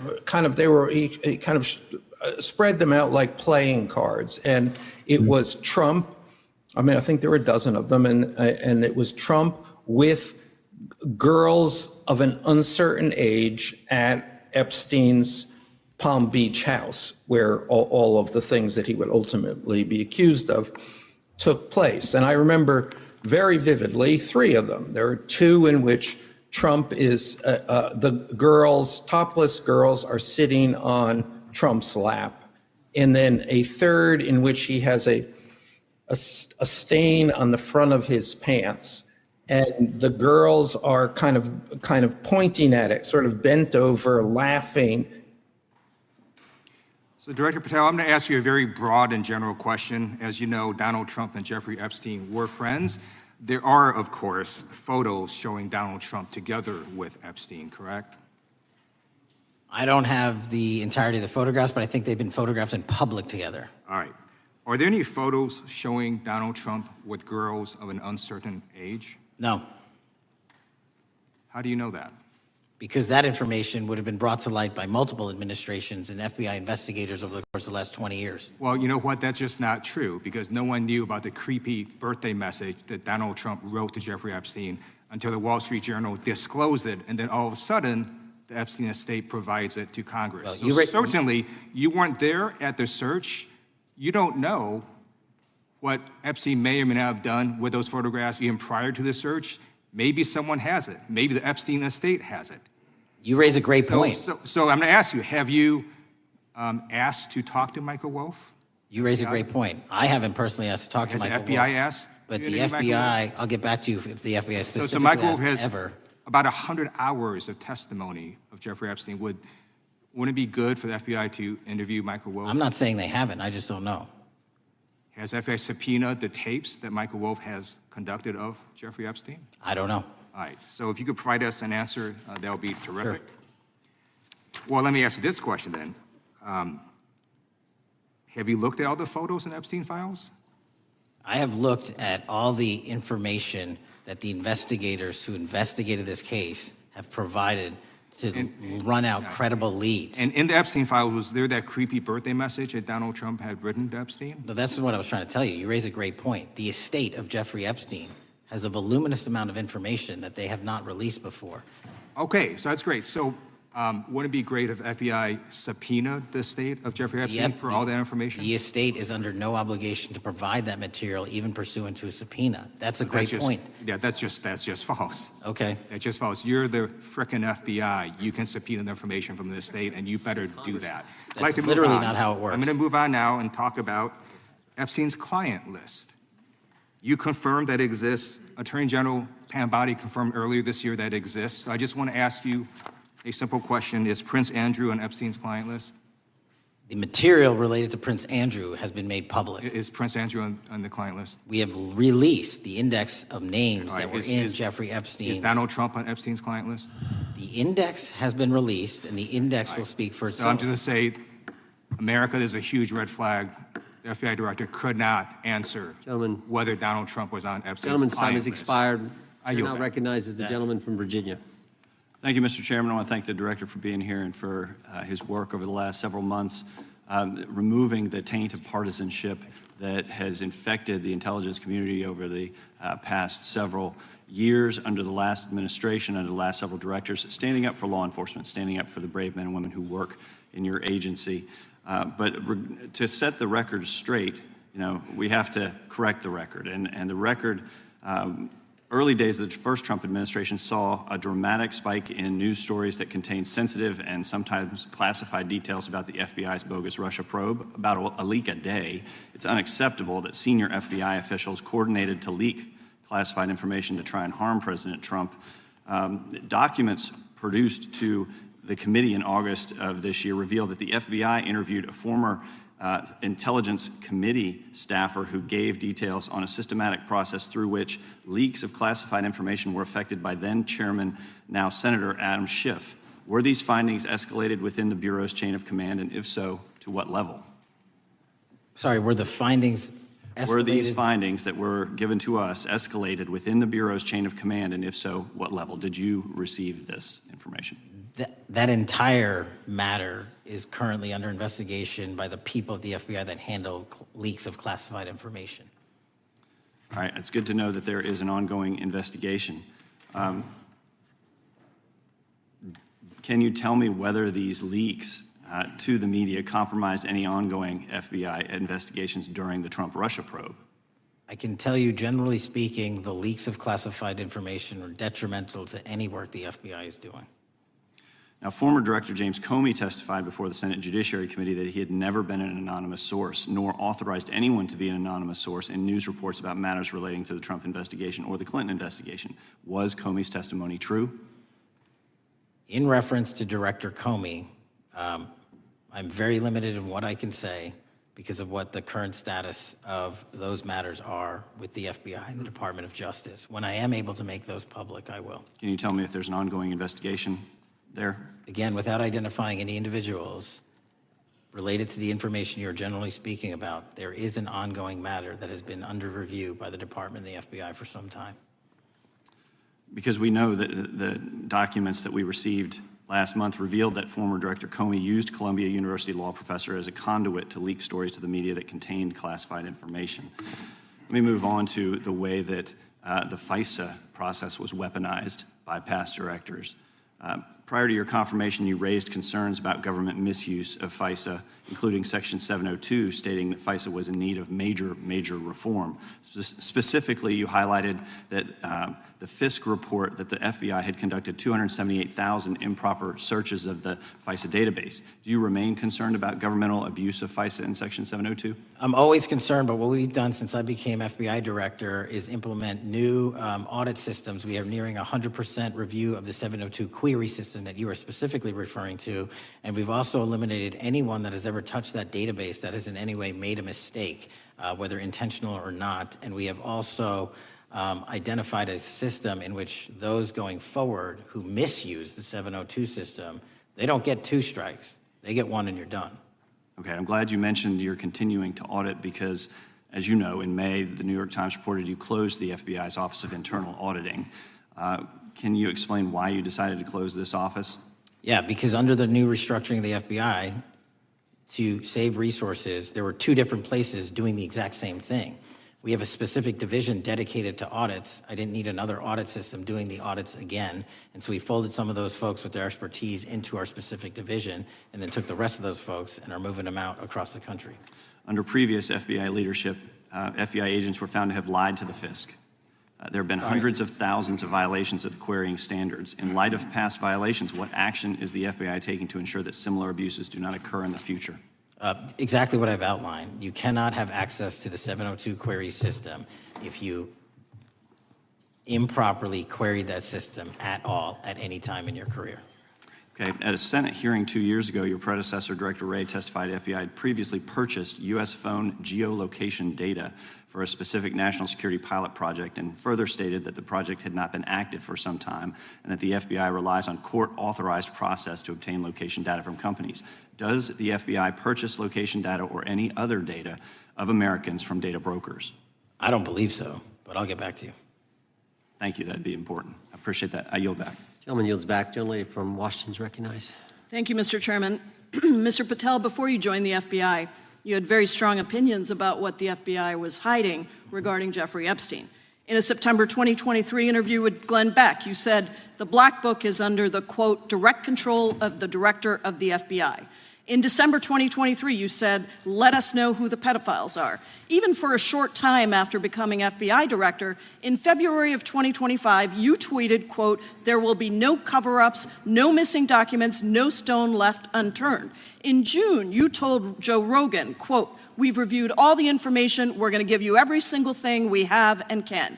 But then suddenly in July, everything changed. You and Attorney General Pam Bondi released one video and said that there was nothing more to see. Your July memo says you uncovered more than 300 gigabytes of data and physical evidence, but that you had decided no further disclosure would be appropriate or warranted. That is a quote.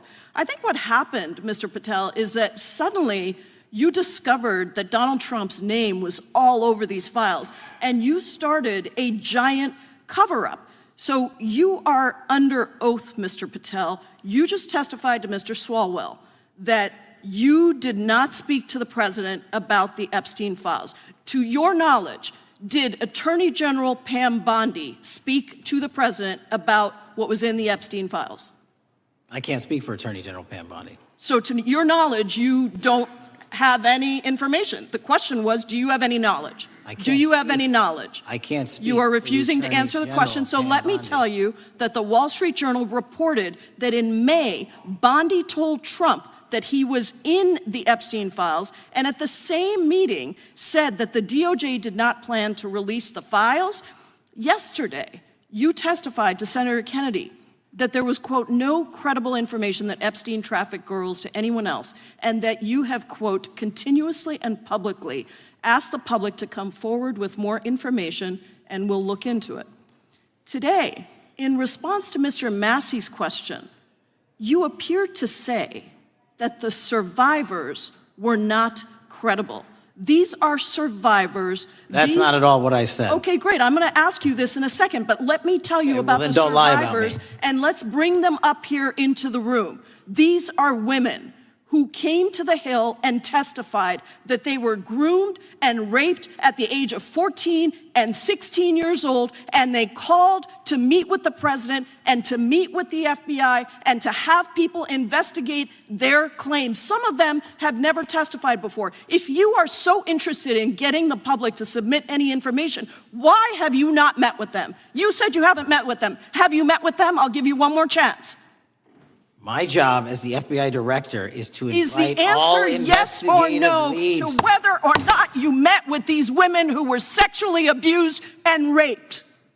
Any insinuation by you or any What people is on the your side that I am not manhunting child predators and sex traffickers, just look at the Mr. stats. Patel, And you talk Mr. about Chairman, cover-ups, man. Mr. Chairman, you this talk is about my time, cover-ups. and I will take as much time as I Where were want. you during the Instruct Obama and witness, Biden Mr. administrations Chairman. when these so-called Instruct the cover-ups were witness. going on? Mr. Why didn't Chairman. anyone in those administrations talk to any of these Mr. purported Chairman. witnesses? Let's I get have some regular order, Mr. every Chairman. single person to provide credible information. Time belongs to the gentlelady from Washington.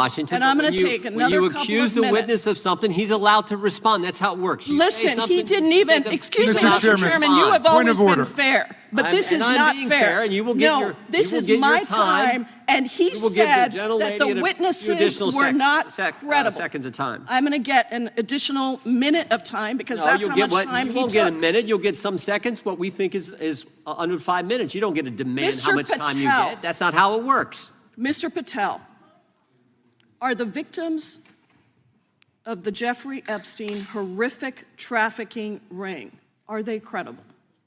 Any person with information about ongoing I sexual didn't. trafficking. I'm asking you if they're credible. Ma'am, I'm Are commenting they on the credible? evidence we have. But And we have routinely asked for people to come forward with more evidence, and we will look at it. And the evidence that we have was the same evidence that the Biden and Patel, Obama Justice Departments Mr. had. Patel, And they this is determined, not new. me, they determined that that Chairman, information was not Mr. credible. Chairman, he's not letting me even ask my questions. You This is ask the ridiculous. questions, he gives an answer. You may not like what he says, No, but that I'm doesn't mean you get to asking- he's not interrupt answering him. my question. Mr. Chairman, could we restore the gentlelady 45 seconds so she can We will give complete her her question? additional 30 seconds, which is what I said I'm earlier. going to keep taking my time because you'll take here's the the time thing. that you get. You get are 30 not seconds. answering the question.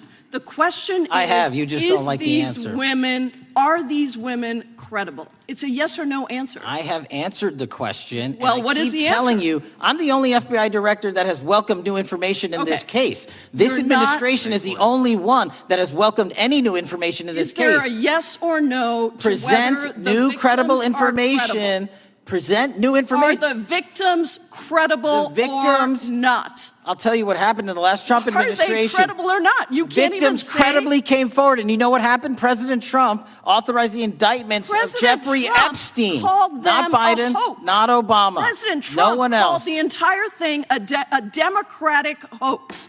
So I would like to ask The you gentlelady's if time has you expired. will I gave her meet- the additional if 45 you- seconds she if you requested. will The meet- gentlelady yields back. The gentleman from Mr. New Chairman, Jersey is I would like recognized to for his ask if 5 you would minutes. meet with the women who were sexually time does not belong. abused and raped and groomed time does at not the belong ages to the of gentlelady from 14 Washington. and The time now 16 belongs- years old. Are the you time- going to cover up? No, I'm Are not you gonna- going to I'm continue gonna to recognize cover the up gentleman for from the New Jersey rich for and his 5 minutes. powerful men, including those that might be on this committee? I can yell Or too, are Mr. you Chairman. going I don't want to yell allow above them this. to The time belongs testify? to the gentleman from New Jersey. I Are you appreciate going the to allow gentlelady them to yielding testify, back. Mr. Patel? Go ahead. Will Mr. you Angelo. allow them to testify to you, Mr. Patel, Mr. Patel, thank you for being here. I know it's been an interesting and difficult 2 days. And I wasn't going to talk about the Epstein thing because there's a lot of other issues that affect the FBI, but I have to say a few words. I've sat here, I've listened to this, I've watched it, and you know, my Democratic colleagues are so concerned now, Mr. Patel, all of a sudden. Where were they last year? Where were they the year before? Where were they the year before that? Where was the last president in any of this? All I know, the only thing I see is a single letter from the ranking member that was sent in 2019 that he didn't like the plea deal, and some people signed on to that. Most of the truth, the real truth, let's be honest, let's be intellectually honest. The real truth is we didn't hear from them at all, anybody of them. Hardly any of them ever mentioned it. Some of them didn't mention it at all until the beginning of this year. Earlier in the year it started. Not one Democrat asked Director Wray. We all remember Director Wray was here. Not once, not twice, multiple times. Nobody asked Director Wray about Epstein before this committee. Nobody was that concerned. Where was the concern for the victims then? Where was the moral righteousness then? Where was the outrage then? Where was the sense of duty then? Where was the desire for accountability then? Where was the urgency for justice then? Most of all, where the hell was the integrity then? You know what the truth is. Let's just say it, man. Tell the truth time.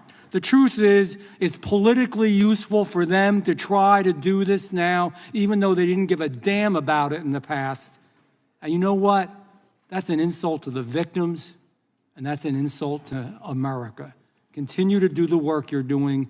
Continue to uncover what needs to be uncovered. One real quick thing before I say anything to 9/11.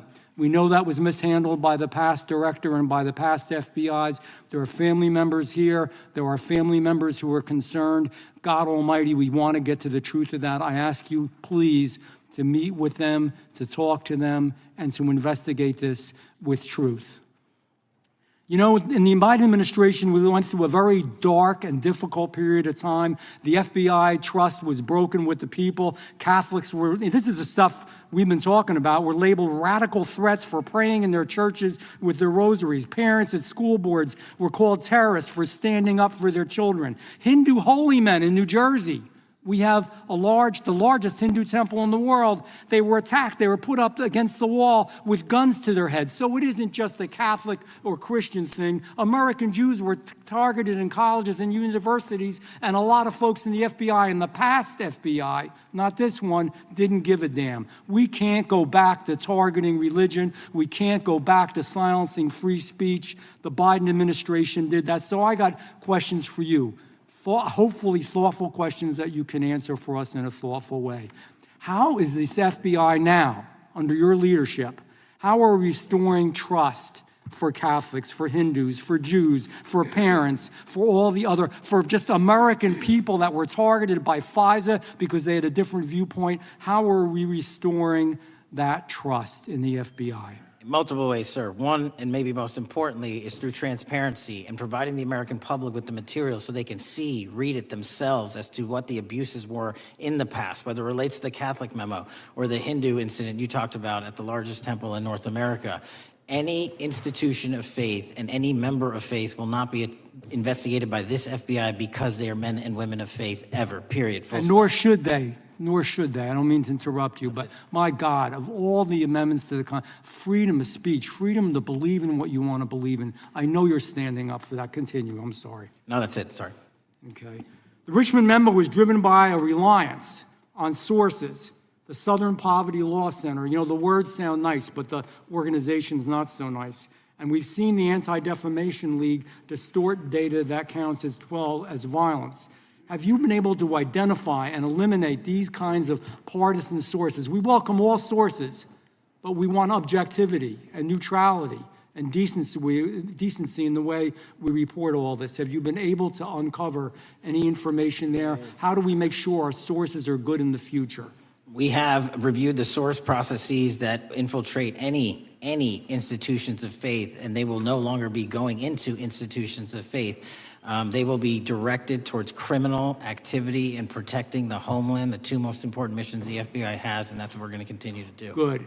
And I'll say this. There was a lot of bull today, a lot of you-know-what, and I'm not going to say it because I respect the institution so much going on around here. Continue to do the work of the people. You are here for that reason. The administration is here for that reason. It was weaponized and politicized, the FBI, in the past. I hope to God we never, ever see that again. One of the darkest parts of American history. Thank you, Mr. Patel. I yield back. Mr. Chairman, I have a unanimous consent. Gentleman yields back. The gentleman from New York is recognized for UC. I would like to introduce a CNN article that explains how an alleged top leader of the MS-13 gang was dismissed. His case was dismissed in Brooklyn so that he could be deported back to El Salvador, even though he was charged with murder. Without objection. Mr. Chairman, I have some unanimous consent The lady from requests. Washington is recognized. I ask unanimous consent to enter into the record an article titled "Justice Department Told Trump in May that his name is among many in the Epstein files." Without objection. I have another one that is a July 2025 article by the New York Times entitled "How a Frantic Scouring of the Epstein Files Consumed the Justice Department," stating that DOJ and FBI employees reviewing the Epstein files were instructed to flag any mentions of Trump and other celebrities. Without objection. And I have another unanimous consent request to enter into the record an August 2025 article by The Guardian entitled "Ghislaine Maxwell Hinted at Epstein's Ties to Trump Officials. Why wasn't she pressed for names?" stating that Maxwell told Deputy U.S. Attorney Todd Blanche that some of the, quote, cast of characters around Epstein are in Trump's cabinet. Without objection. Chair now recognizes the gentlelady from Pennsylvania. Thank you, Mr. Chairman, and thank you, Mr. Patel, for coming before us to testify today. I am concerned by your repeated claims that you're not able to disclose anything further about the Epstein investigation and files, and that there's no evidence of a broader conspiracy or other people who should be charged, because the American people aren't buying that you've been transparent or that there's nothing further to be seen. In your exchange with my colleague, Mr. Roy, you reiterated something that I heard you say yesterday in your Senate testimony, and that is, under your direction, the FBI will always follow the money. Is that right? The money, did you say? Yes. Yes, you said you'll follow the money. That's great. And just now you said you welcome the opportunity to investigate new evidence. So there has been significant recent reporting just in the last couple of weeks that after Jeffrey Epstein was arrested, 4 major banks flagged more than $1.5 billion in suspicious transactions connected to him that suggested a massive conspiracy related to his child sex trafficking activities. Director Patel, has the FBI reviewed the $1.5 billion in suspicious bank transactions flagged to the government relating to Epstein and his co-conspirators? I know the FBI has reviewed numerous SARs. I don't know the totality of that number. Okay, can you provide us with that number? I'll get back to you. Okay. And have you initiated any new investigation of those bank transactions since, say, September 8th, when the new reporting came out? I'll check with the Treasury Department because they're the lead on that. Okay, so Director Patel, how many individuals or entities has the FBI interviewed, subpoenaed, or compelled to testify? Can you give us those numbers with respect to these bank transactions? Not off the top of my head. I'll have to work with Treasury. Okay. We're concerned, you see, because you say you're going after child predators, but We are. obviously this is how you follow the money, is if you follow the bank transactions that apparently enabled the child sex trafficking. Would you agree? It's one of the valuable investigative tools is to follow the money. Okay. Have Jeffrey Epstein's victims have asked us to ask you whether or not you've investigated Epstein's lawyers, the lawyers who facilitated those payments. Have you subpoenaed or questioned any of those lawyers? So in 2018 and 19, what I recollect is many, if not every one of those lawyers was part of the investigation. But you weren't there at that time, right? I wasn't there. Okay. So can you get us the names and the numbers of who was investigated then with respect to those lawyers? As long as I'm allowed to release it, absolutely. Okay. Well, if we provide you with subpoenas, I assume you can release it. Is that right? We have a current subpoena and we're working with Congress to provide it.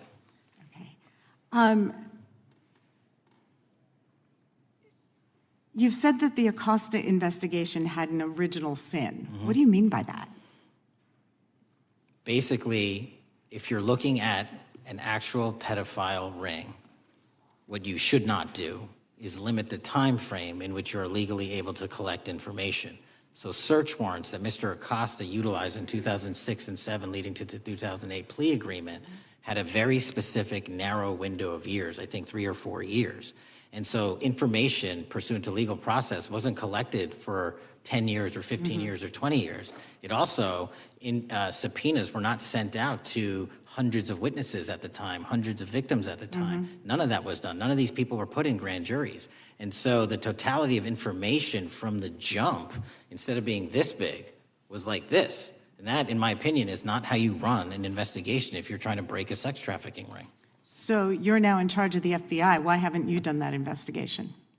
Great question, and here's the answer. Simply because I am not able to go back 20 years and collect information that the courts had decided was already subject to search warrants. They have said this was in the investigation, there's a non-prosecution agreement out of that plea, and when the case was reopened, and this is where it comes into play, when the case was reopened in 2018 and 2019, the search warrants, again, were limited to the conduct of Jeffrey Epstein. Now, whether that's right or wrong, that's a different discussion, but I'm telling you that's the information well, we I think that reviewed. is a different discussion, and I think the discussion we'd like to have today is why you aren't following the money with respect to the broader conspiracy that it has been reported in the New York Times and elsewhere, and that if you really want to attack the issue, if you wanted to attack the issue, if you wanted to get to the bottom of it, if you wanted to disclose what really was involved in the Epstein files, the Epstein cover-up,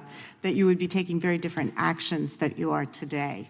I do want to seek unanimous consent to enter into the record the New York Times September 8th, 2025 article, How J.P. Morgan Enabled the Crimes of Jeffrey Epstein. Objection. And also an article dated July 17th, 2025, in the Epstein case, Follow the Money. Objection. Okay, thank you. Gentlelady yields back. Mr. Chairman. Gentleman from Maryland is recognized. Thank you much. Pursuant to Clause 2K6 of Rule 11, I move that the committee subpoena the CEOs of 4 banks, J.P. Morgan, that's Jamie Dimon, Bank of New York Mellon, Robin Vince, Bank of America, Brian Moynihan, and Deutsche Bank, Christian Sewing, in order to get the suspicious transaction reports. These 4 banks have flagged to the government $1.5 billion in suspicious transactions related to the sex trafficking crimes and conspiracy of Epstein, Maxwell, and all of their collaborators. And as you know, Mr. Chairman, we got the SARS reports for Hunter Biden totaling around $20 million.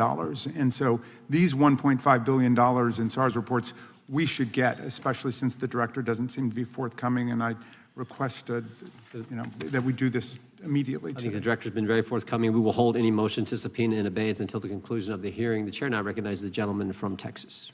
Thank you, Mr. Chairman. Thank you, Director Patel, for being here.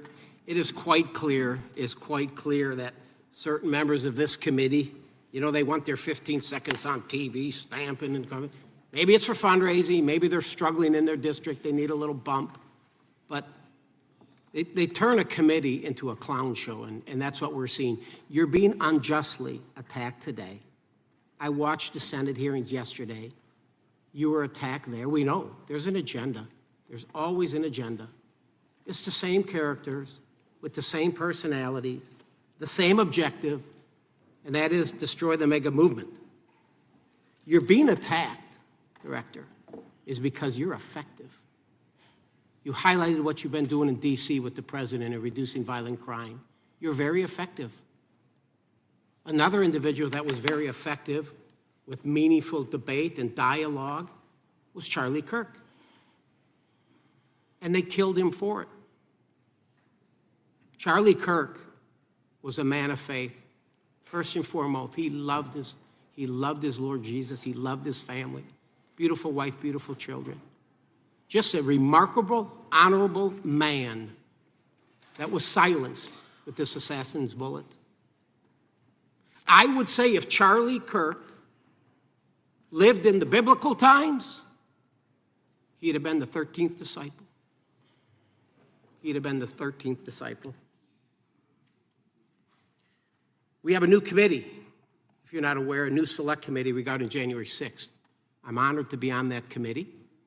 I'm looking forward to working with other members to expose truth, questioning federal agencies that were involved on January 6th, like the FBI, played a role, but we don't really know, Director, to what extent. We don't know. The January 6th sham committee was not formed by Nancy Pelosi to seek truth. It was nothing about getting to the truth about January 6th. Their sole mission was to damage Donald J. Trump and end his political career. And everybody knows it. That's what the purpose was. You know what's nice, so I kind of get to ask the question, though, how did that work out for you? Donald J. Trump is back in the White House, and America loves him.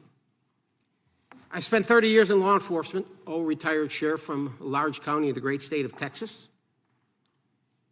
I have seen, Director, I've seen more enthusiasm and support for law enforcement today because of what you and Donald Trump have done over the last 8 months to protect the American people.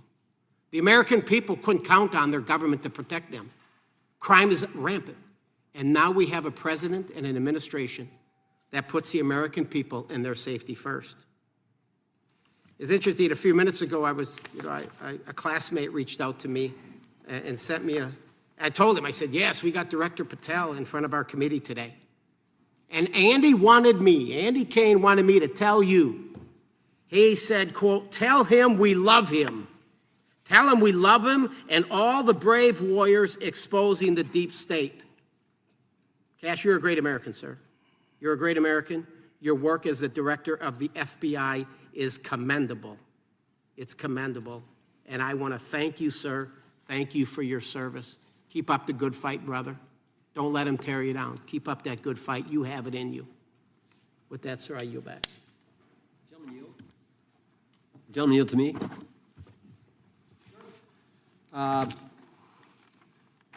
Director Patel, there were 26, the gentleman mentioned the select committee, there were 26 confidential human sources at the Capitol on January 6, 2021.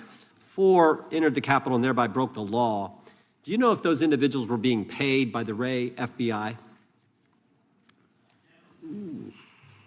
So we've provided 600 pages of documents to this committee alone regarding January 6th. That's 600 pages more than any of my predecessors. Yep. Generally speaking, confidential human sources are always paid by the FBI. That's how it works. I can't speak to the specifics on each one and how much they make. And we appreciate it. We've reviewed some of that material, and you've given us a lot of material that we didn't get from Director Ray. That specific question, I think, is important to the American people. Were people who were confidential human sources of the FBI who broke the law, one was recommended for prosecution, my understanding is, by the information we've received from you. Were they actually paid by the very taxpayers who may have got charged with the same offense? I think that's important for us to understand. I'll get back to you on that. Thank you. Chair now recognizes the gentleman from California. Thank you, Mr. Chair. Welcome, Director Patel. I'm going to focus a little bit on domestic terrorism. We have a graph here, data up to 2021, but as you can tell, domestic terrorism is on the rise. Nation, our citizens under threat. We saw the assassination of Charlie Kirk, 2 assassination attempts on the president, school shooting, Minnesota last month, and closer to home, just a couple of days ago, Huntington Beach, peaceful vigil for Charlie Clark, infiltrated by neo-Nazis who essentially made the local individuals attending that event fear for their safety. All of us know that a lot of these domestic attacks are by lone wolves, but yet they do leave clues, social media or elsewhere. Director Patel, you're it. You're the thin blue line. The FBI, your job to protect our citizens back home from those that would harm us. You have to find the needle in the haystack. Takes a lot of work, a lot of resources. Talking to my local sheriff this morning who said they're concerned. Federal cuts to local grants that help them do the job. Then, of course, let's not forget about other threats that are coming before us, like high-tech fraud.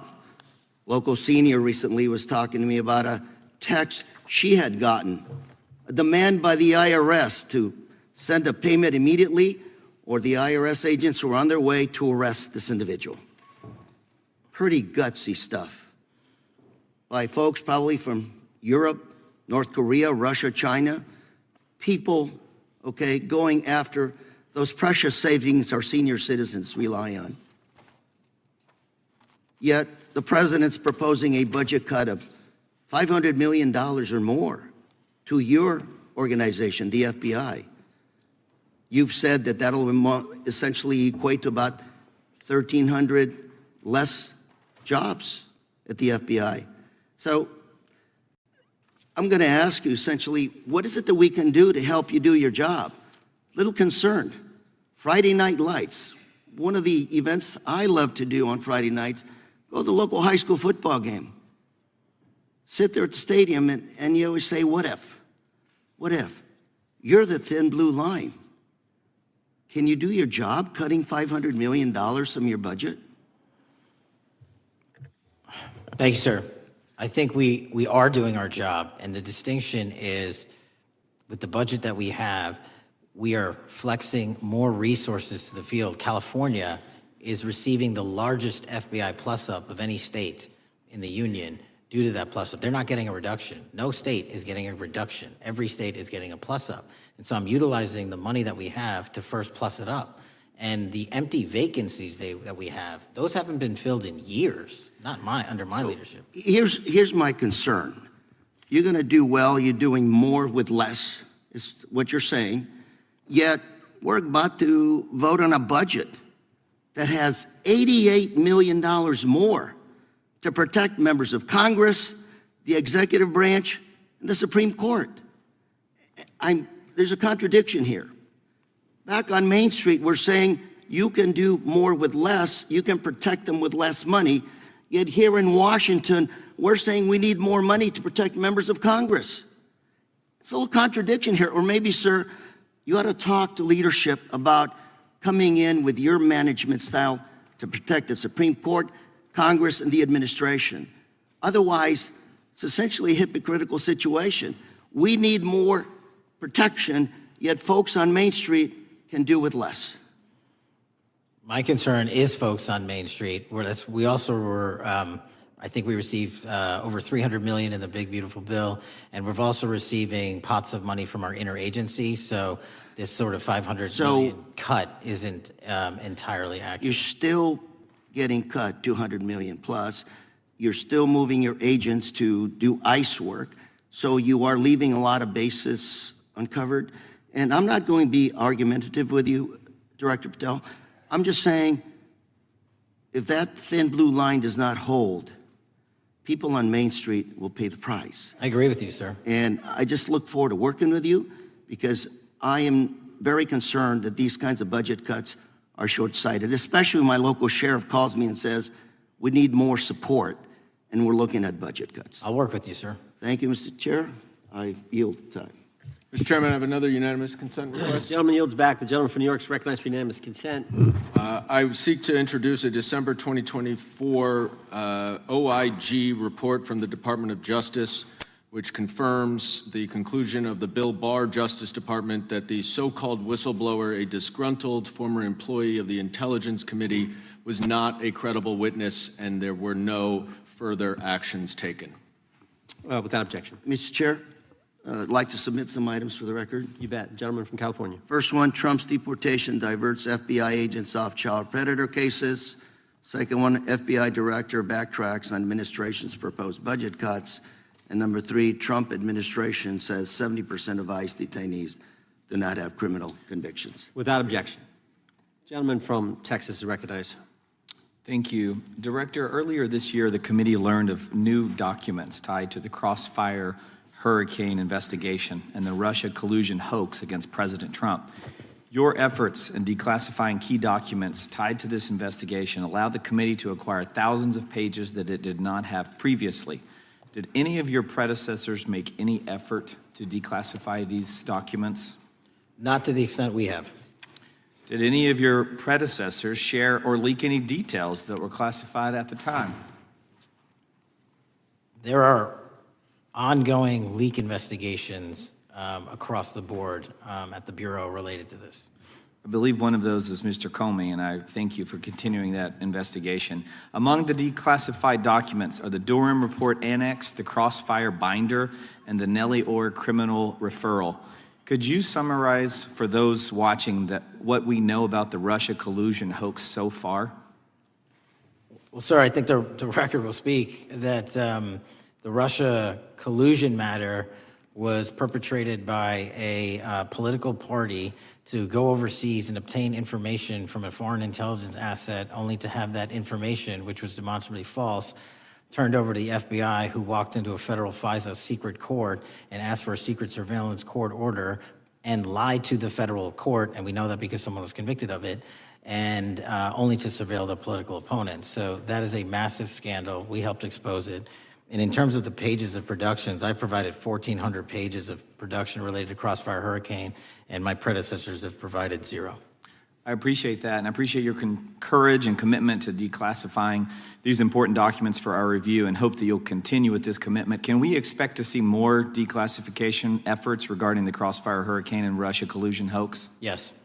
Thank you. I yield the remaining balance of my time to Chairman Jordan. Oh, I thank the gentleman for yielding. And Director, that's when it all started, right? The whole Russia, that's when it all began. And then it was Mueller, then it was impeachment, then it was Jack Smith and Fonnie Willis and Alvin Bragg and you name it. But it all started then. And that's why I think the gentleman from Texas wants to make sure we get all the information there. And I want to go back to when it was changed. We talked about this earlier. I just want to read to you what the CIA officer said to the House Permanent Select Committee on Intelligence, quote, Brennan refused to remove the dossier, and when confronted with the dossier's main flaws, he responded, yes, but doesn't it ring true? So that's what he initially said. And then when he was talking to this committee, he said the CIA was very much opposed to having any reference or inclusion of the Steele dossier in the intelligence community assessment. So on one hand, you got a witness who was there who said he refused to remove it even though he knew it was garbage. And then he's, on the other hand, telling the committee, no, we didn't want anything to do with it. It shouldn't have been a part of the intelligence community assessment, which we know it was. You know it was. You found that. Those are two entirely different stories. I think Mr. Brennan has some explaining to do, frankly, what happened there. And I think you said earlier that this whole thing, and I think you said to Mr. Gooden, this whole thing is being looked at as part of this grand conspiracy to undermine the president, whether it's Comey, Brennan, Clapper, former head of the Intelligence Committee, now senator from, whoever it is, that's all being looked at. Is that accurate? Yes, sir. Well, we appreciate that. And part of what's also being looked at, and I think the gentleman from Wisconsin brought this up earlier, what is a burn bag for, by the way? Generally speaking, the intelligence community obviously utilizes and possesses classified documents, but drafts of those classified documents and even ultimate finished products of those classified documents have to be recorded and or discarded. And if they are discarded, the only way we do that, the hard copies, is we literally put them in burn bags that are identified specifically for that purpose, and there is a very exact courier system in which those burn bags are obtained and the material inside is destroyed. So it's to get rid of the material, right? Yes, sir. And it looks like the annex that Mr. Durham in his investigation had was put into a burn bag by your predecessor, I assume, to be destroyed. Is that accurate? Without getting into the stylization of the evidence, anything that's put in a burn bag is for purposes of destruction. Do you find that interesting that the Durham annex was placed in a burn bag, that you would discover that when you took over as the head of the FBI? We found a lot of information in a lot of burn bags. Well, we appreciate you finding that. We'd like to know a little bit more about that, and we look forward to that information coming forward. And I appreciate the gentleman yielding. With that, we now recognize the gentleman from Colorado. Thank you, Mr. Chairman, for holding this hearing. Thank you, Director Patel, for being here today. I have a couple of questions regarding a terrible shooting that occurred in Colorado, a state, as you may know, that I represent. You've testified previously about, I think, what you would describe as your efforts to provide more information regarding the investigation with respect to the horrific assassination of Mr. Kirk. And so, in that same vein, I'm hoping you can provide this committee and my constituents in Colorado with some clarity. Absolutely. I think, as my colleagues know, in Evergreen, Colorado, Jefferson County, a county that I proudly represent, at Evergreen High School, a shooter ultimately injured. 2 students were praying for their swift recovery. There's an article here from Colorado Public Radio. The title is, quote, FBI was already investigating an account that may have been linked to the Evergreen shooter. You're familiar with the circumstances generally, Director, regarding this terrible tragedy. Yes. So my understanding from the public reporting is that an organization reported to the FBI in July of this year regarding, just reading here from the article, that the FBI opened an assessment into a social media account user whose identity was unknown and who was discussing the planning of a mass shooting with threats nonspecific in nature. This is the FBI's statement to the press. And that the FBI continued to work this assessment investigation to identify the name and location of the user up until September 10th, 2025, which was the day of the tragedy. Can you provide us some clarity on what were the impediments to finding, the account user, and maybe describe in greater detail the FBI's work in that regard? Generally speaking, yes, because I know even though the shooter's deceased, the investigation we're not done. Sure. And so the impediments to finding these individuals, and you highlight a great point. We had 2 huge tragedies in the span of days in this country. The school shooting in Evergreen, Colorado being one of them. And proactively going out onto these social media platforms, which are so large, is our biggest impediment. And we need to rely on the service providers. There's actual legislation, I can't remember the name of it, that's up for renewal, which will, and I think at the end of the month, which gives service providers the ability to report that information in from their end without liability. We need that to continue, because while the FBI has so many people and the police are great at doing it, there's just too many platforms to cover down on. Well, I appreciate that, Director Patel, and I think we're certainly, I'm interested in continuing this conversation, because I think the reporting suggests that there's a pattern, and that ultimately we want to make sure that law enforcement is able to prevent this kind of tragedy from happening in the future. I have a question. It's not meant as a gotcha question, so it just frame it there. But it is in regards to some reporting around a periodic transaction report that you had filed earlier, this year. So this is in July, pursuant to the ethical obligations as a senior executive official. You remember filing that in July? Yes. Yeah, so in that report, as best as I can surmise, you disclosed that you divested $100,000 or more in a variety of different stocks, which I presume was pursuant to the ethics agreement that you negotiated with the Department of Justice. In that same report, there's a disclosure regarding purchases of two different transactions. So between $15,000 to $50,000 in a national coffee house chain, and between $50,000 to $100,000 in a semiconductor company on May 9th and May 12th.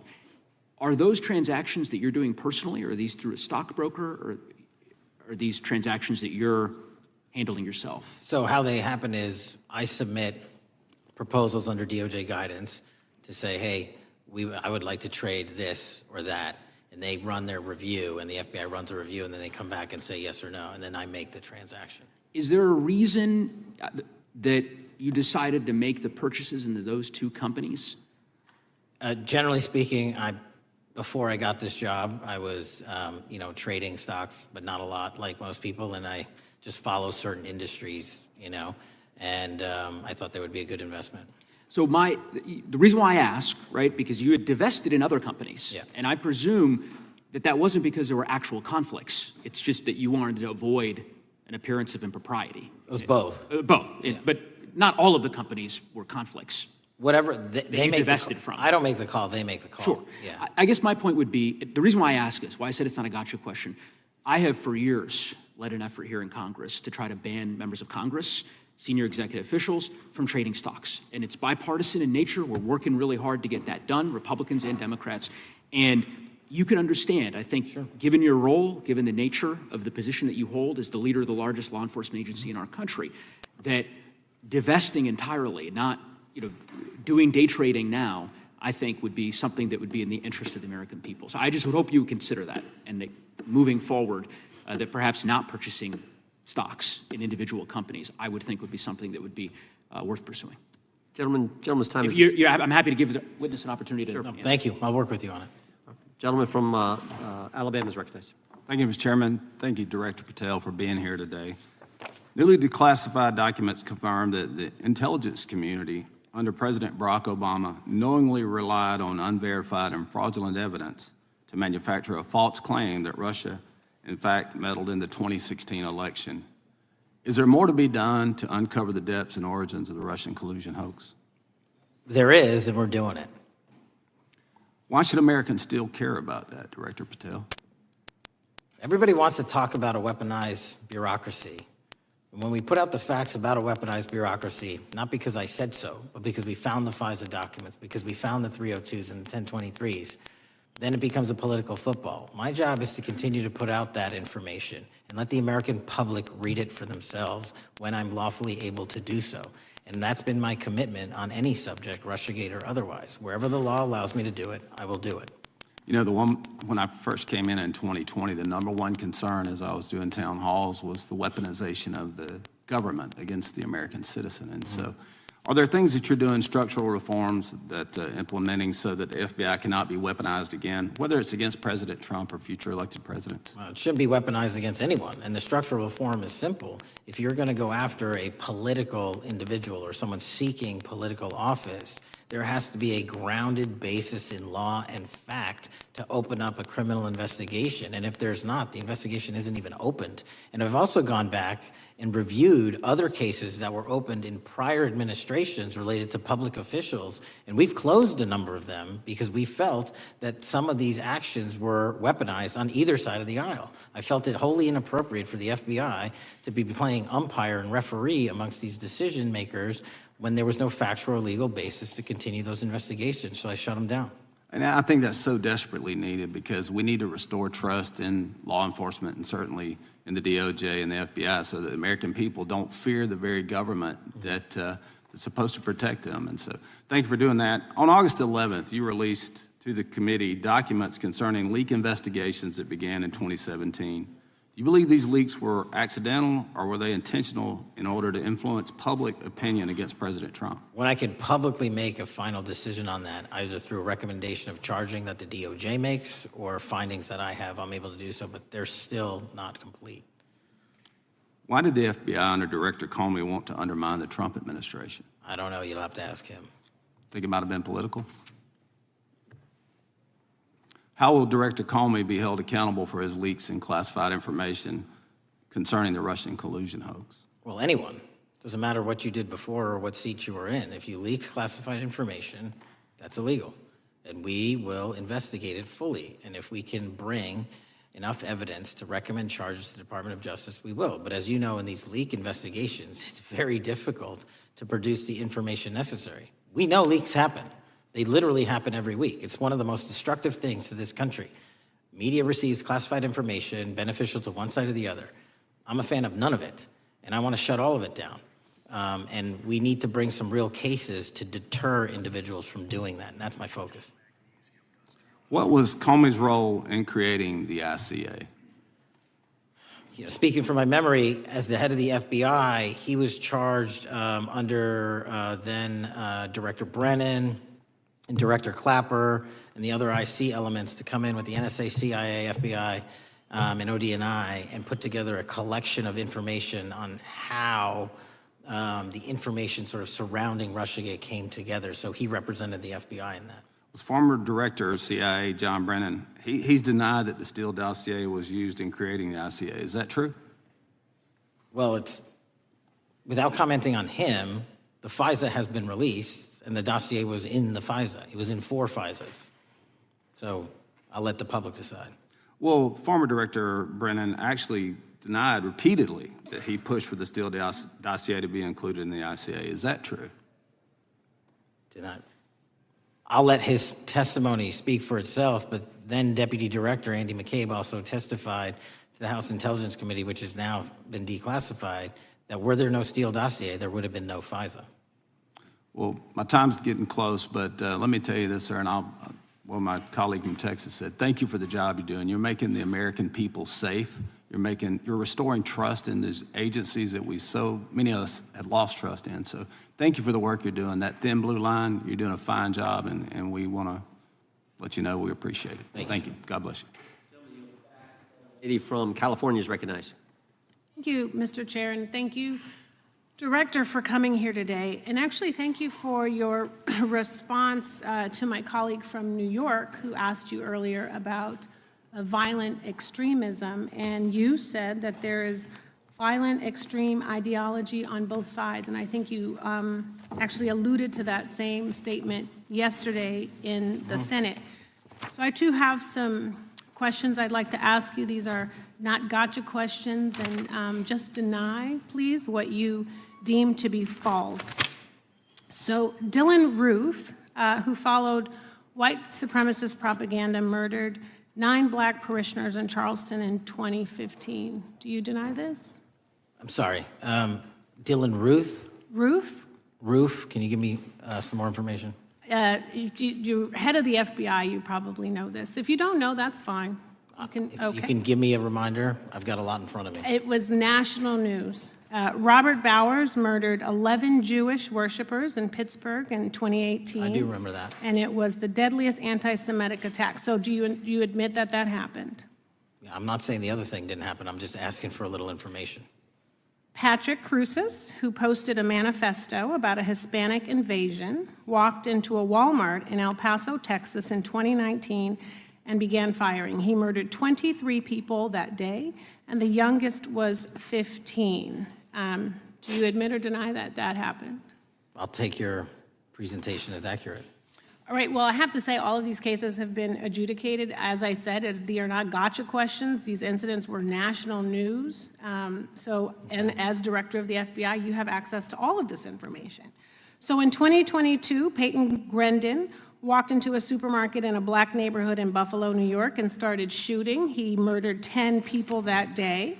And on September 10th, your friend Charlie Kirk was assassinated. Tyler Robinson has been taken into custody and charged, but also on that day, Desmond Holley, a 16-year-old white male, shot and injured 2 students at a high school in Colorado before killing himself. And according to the Anti-Defamation League, he had a fascination with mass shootings and white supremacy. So do you admit to, deny these facts? Those happened. Okay. Your predecessor, former FBI Director Christopher Wray, said that one of the most dangerous concerns is that racially motivated violent extremism, especially white supremacists, has been the biggest chunk of our domestic terrorism cases and is responsible for the most lethal attacks over the last decade. Do you admit or deny, A, that he said this? I'll let the record reflect that. Whatever he said was what he said. All right, and do you agree? That there is racially motivated crimes being committed in America, yes. Yes, especially white supremacists which is the biggest chunk of our domestic terrorism. I'm glad that you said this. So last week, President Trump was asked if there were extremists on both the left and the right. He was actually asked this by Fox and Friends, and his exact words were, "I'll tell you something that's going to get me in trouble, but I couldn't care less. The radicals on the right oftentimes are radical because they don't want to see crime. The radicals on the left are the problem, and they're vicious, and they're horrible, and they're politically savvy." Do you agree with the president? I don't speak for the president. The president speaks for himself. Do you agree with the president? I don't. On what matter? On the question that I just asked, do you agree with his statement about the radical left? That there's ideology that's driving violence on both sides? Yes, that's what he acknowledged. No, he didn't. He didn't. But I'm glad that you're saying that and actually creating some separation between you and the president. And I'm glad that you That's literally are not what happened. He said acknowledging both. that there is violent extremism on both sides. What's interesting is that the research arm of the Department of Justice, the National Institute of Justice, do you know what that is? I'm familiar with them. Okay, great. It is the research arm of the Department of Justice, and it published an article in 2024 devoted to domestic radicalization, violent extremism, and terrorism.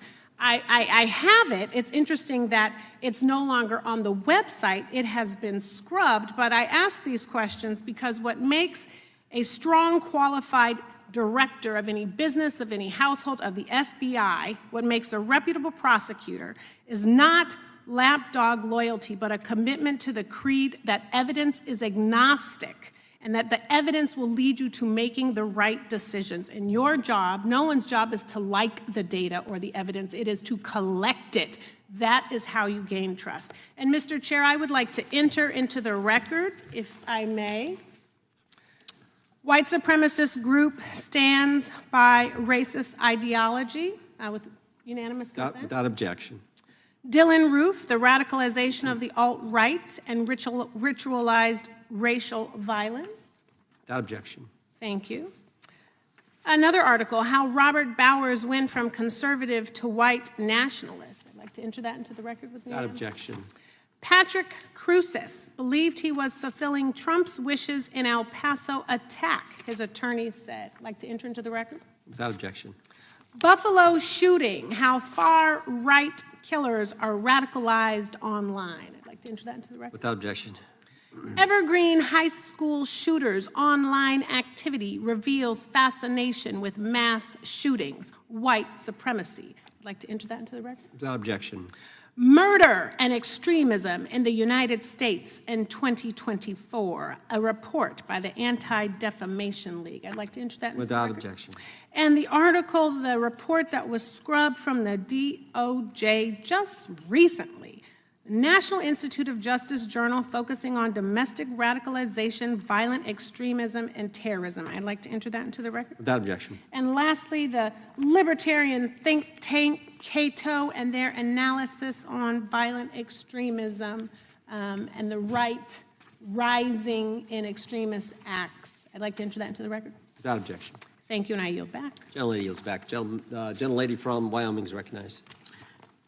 Just very quickly, Director Patel, thank you for being here, for your service to this country, and for the transparency that you have brought to the FBI and for the American people. Transparency that was absolutely non-existent in the Biden administration and FBI. I believe that you might have been asked earlier about whether you had had an opportunity to visit with any of Epstein's legal counsel. Were you asked that question earlier? I think so. Okay. One of the legal counsels or legal fixers for Mr. Epstein was Stacey Plaskett, the Democrat delegate to Congress from the Virgin Islands. So perhaps for those on the other side who are interested in talking to Jeffrey Epstein's attorneys, they could sure visit with one of their own colleagues. I want to focus on something that I think is very important that has not been addressed enough today, and that is related to the consequences of the Biden open border. One consequence of the Biden border crisis is the impact that it continues to have on our tribal communities, with the cartels taking advantage of our open borders, the Mexican drug cartels, by infiltrating our reservations and bringing violence, drugs, murder, trafficking, and more. Last year, when I questioned the Attorney General Garland about what the DOJ was doing to protect these communities, he simply deflected responsibility and said that Congress had not appropriated sufficient resources for them to be able to protect our tribal communities. Mr. Patel, what is the Trump FBI doing to counter the drug cartel infiltration and other violent crime targeting our Native American communities? Thank you. It only took more than half of this proceeding to talk about one of the priorities that the FBI has, which is crimes on tribal lands. Every single crime that we have been talking about, whether it's child predators, human trafficking, narco traffickers, murder, they all happen on tribal lands as well. And I've said since the beginning, it is a priority, which is why we launched Operation Not Forgotten on tribal lands. And I'm the first FBI director to meet with the staff and tribal leaders here in Washington, D.C. and elsewhere, and invited them into my office and headquarters to see them, because I need engagement with tribal leadership, and I need our police and FBI agents to be engaging with tribal leadership. Otherwise, we're not going to break through. We have 1,900 Indian country cases open right now. We've got 600 indictments this year alone. We cannot forget tribal lands. Every single one of those people lives in the United States of America, and it is an absolute priority to protect them and their children just as it is anyone else. So I think it's fair to say that what Mary Garland testified to, that the FBI and DOJ did not have the resources to address that. I think that was an absolutely false statement. Would you agree with me? It's a decision by him not to do so. That's not my decision. At the end of August, the U.S. Attorney and FBI announced that nearly 100 personnel representing members of the Safe Trails Task Force operated near Wyoming's Wind River Reservation to assist with reducing drug trafficking and illegal guns. Director Patel, you have routinely stated that it is your mission to partner with and strengthen local and state law enforcement partners. How does the task force and other FBI efforts bring tribal law enforcement into this process? The major problem with tribal lands is the sheer tyranny of geography and the amount of coverage that they have on land versus the personnel they have to do it. So what we've done is constantly surge resources to tribal lands across this country on a 30, 60, 90-day rotating basis, reporting back to us saying who needs more. And what we found is that most of these lands can be assisted by our counter-UAS program, our drone capabilities, and we're going to do it because what's happening is the Mexican drug cartels are literally flying overhead, dropping their cargo, their narcotics onto this land where no one's looking, and then it's being disseminated to children, to youth, to adults on that land and killing them. And we got to stop it before it gets dropped off. Well, and your testimony proves that the Biden administration did not lack the resources to address drug and violent crime in tribal communities or around the United States. It instead expended and wasted these resources investigating parents, Catholics, we now find out Turning Point USA, the RNC, and Republican organizations, rather than protecting our Native Americans by closing the border. Is that fair? I think so. Wonderful, thank you. And I do appreciate the work that you've done in this regard. I was previously the chairman of the subcommittee on Indian and Insular Affairs with the Natural Resources Committee, and safety and security on our reservations and for our tribal members has been one of our priorities, one of my priorities, and I very much appreciate the work that the FBI has done. Let me know if there's anything else I can do to help you, and with that, I yield back. I will, ma'am. Gentlelady yields back. The gentlelady from Georgia is recognized. Thank you, Chairman, and thank you for coming in today, Mr. Patel. In the past few months, the country has experienced a string of horrific, high-profile attacks that have been motivated by racial hatred or political ideology. Shooter attacked the CDC headquarters, firing hundreds of rounds and killing a police officer. An arsonist set fire to the Pennsylvania governor, Josh Shapiro's residence, with the governor and his family actually inside. Minnesota House Speaker Melissa Hortman and her husband were assassinated earlier this year. Clark and Charlie Kirk was murdered last week. Bomb threats have been made against HBCUs and the DNC, and just the list goes on and on. I only have just a few minutes today, so I don't want to take a lot of time to go into all the countless and devastating violent crimes and incidents that have happened at our schools or on our streets and in our communities that have just been happening all year long. Mr. Patel, just yes or no, is this type of political violence ever acceptable in your eyes? No. I'm glad that we agree that these heinous acts designed to instill fear and division in our nation are never, ever acceptable, yet each of these incidents has recently taken place under your watch. The FBI's website states that protecting the United States from terrorist acts is the FBI's #1 priority, including from domestic terrorists. Is this still your #1 priority? Domestic terrorism? Preventing domestic terrorism.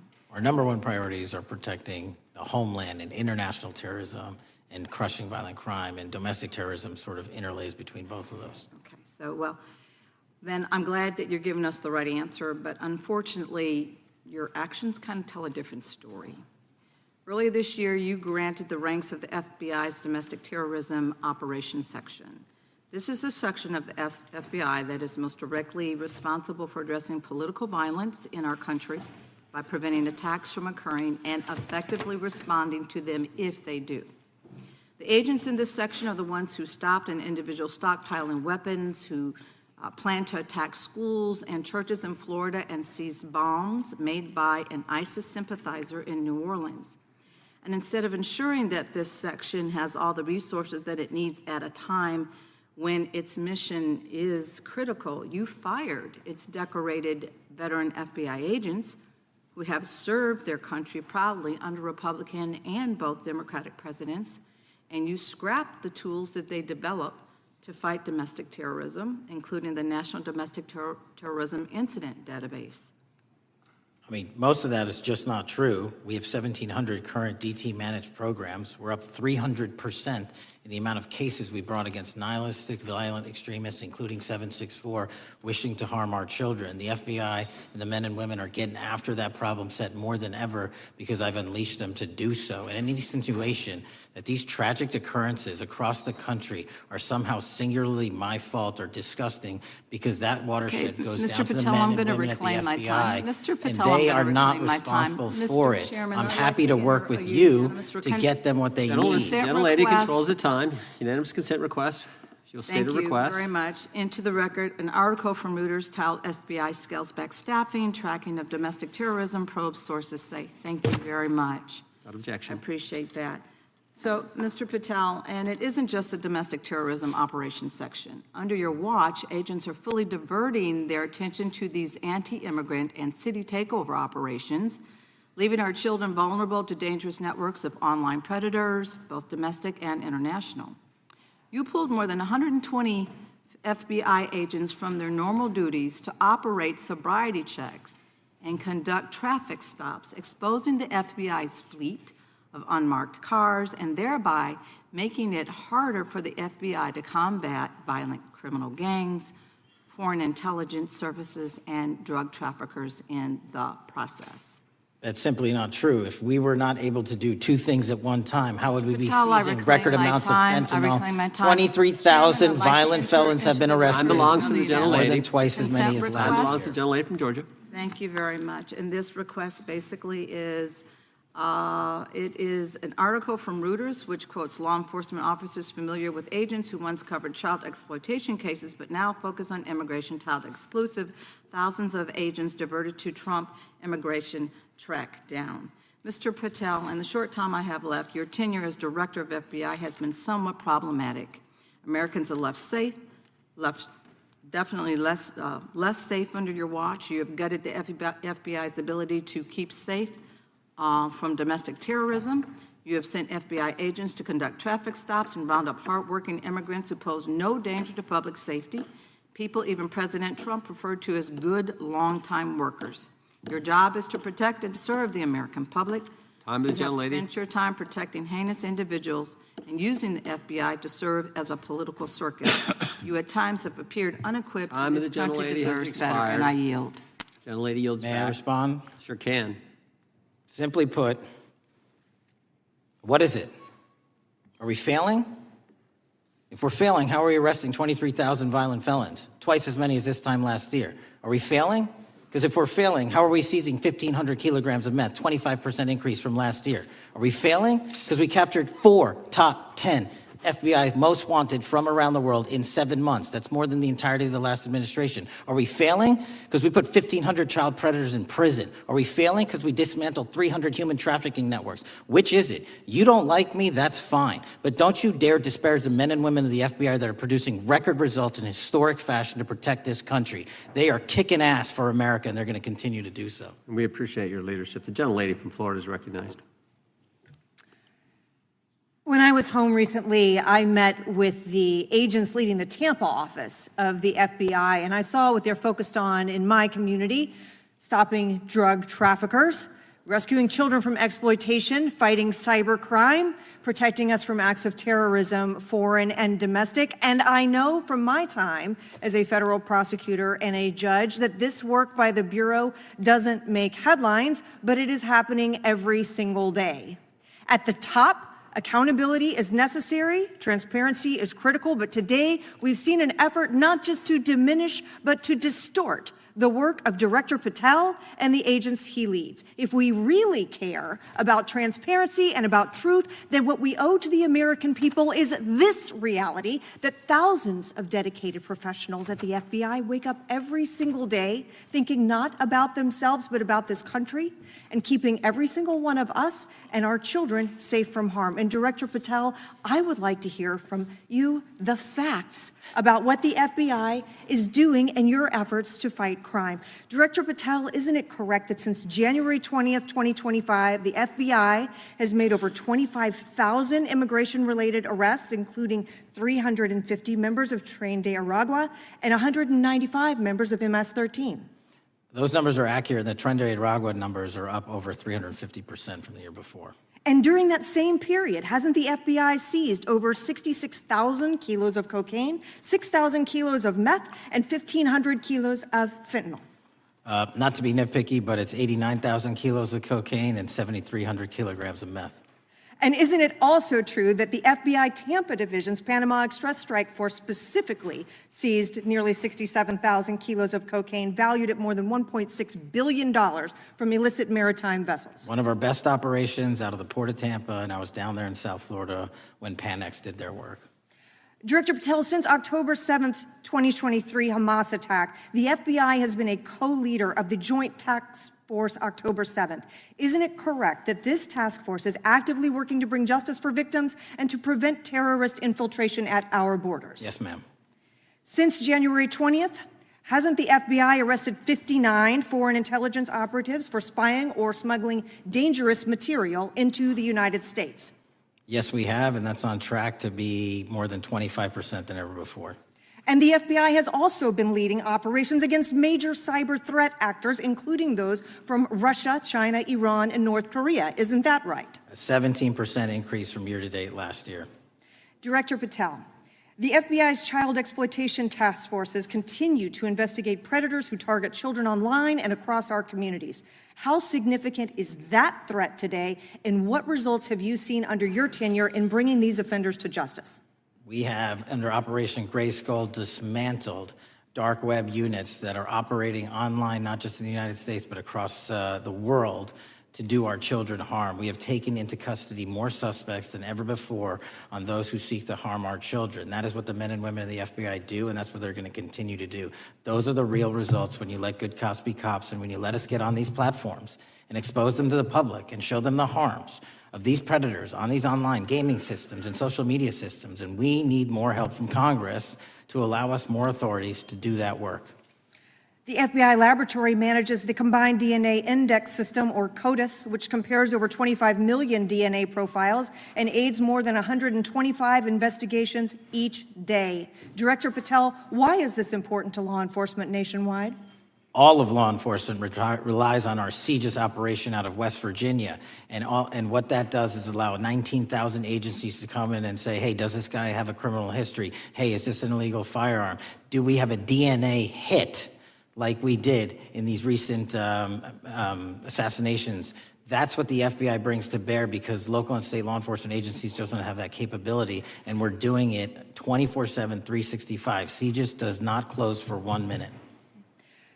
In your testimony, you noted that the FBI has ongoing counterintelligence investigations into China, Iran, and Russia across all 55 field offices. Why is it essential to maintain that scope of coverage, and what success can you point to in disrupting nation-state actors? Our biggest threats involving nation-state actors are the PRC, Russia, and China, and they are up 33%, 83%, and 60% respectively in arrests alone this year.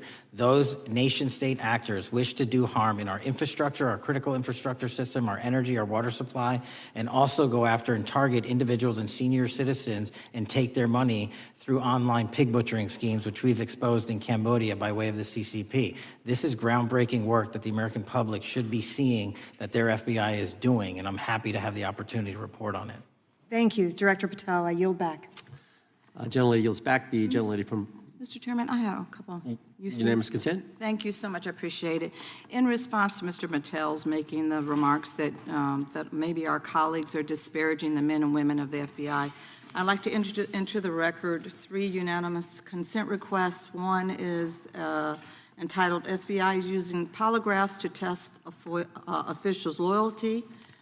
The second is Kash Patel knowingly broke law when firing top officials, lawsuit alleges, published by NBC. And the third is FBI forces out more leaders, including ex-director who fought Trump, demand for January 6 agents' names.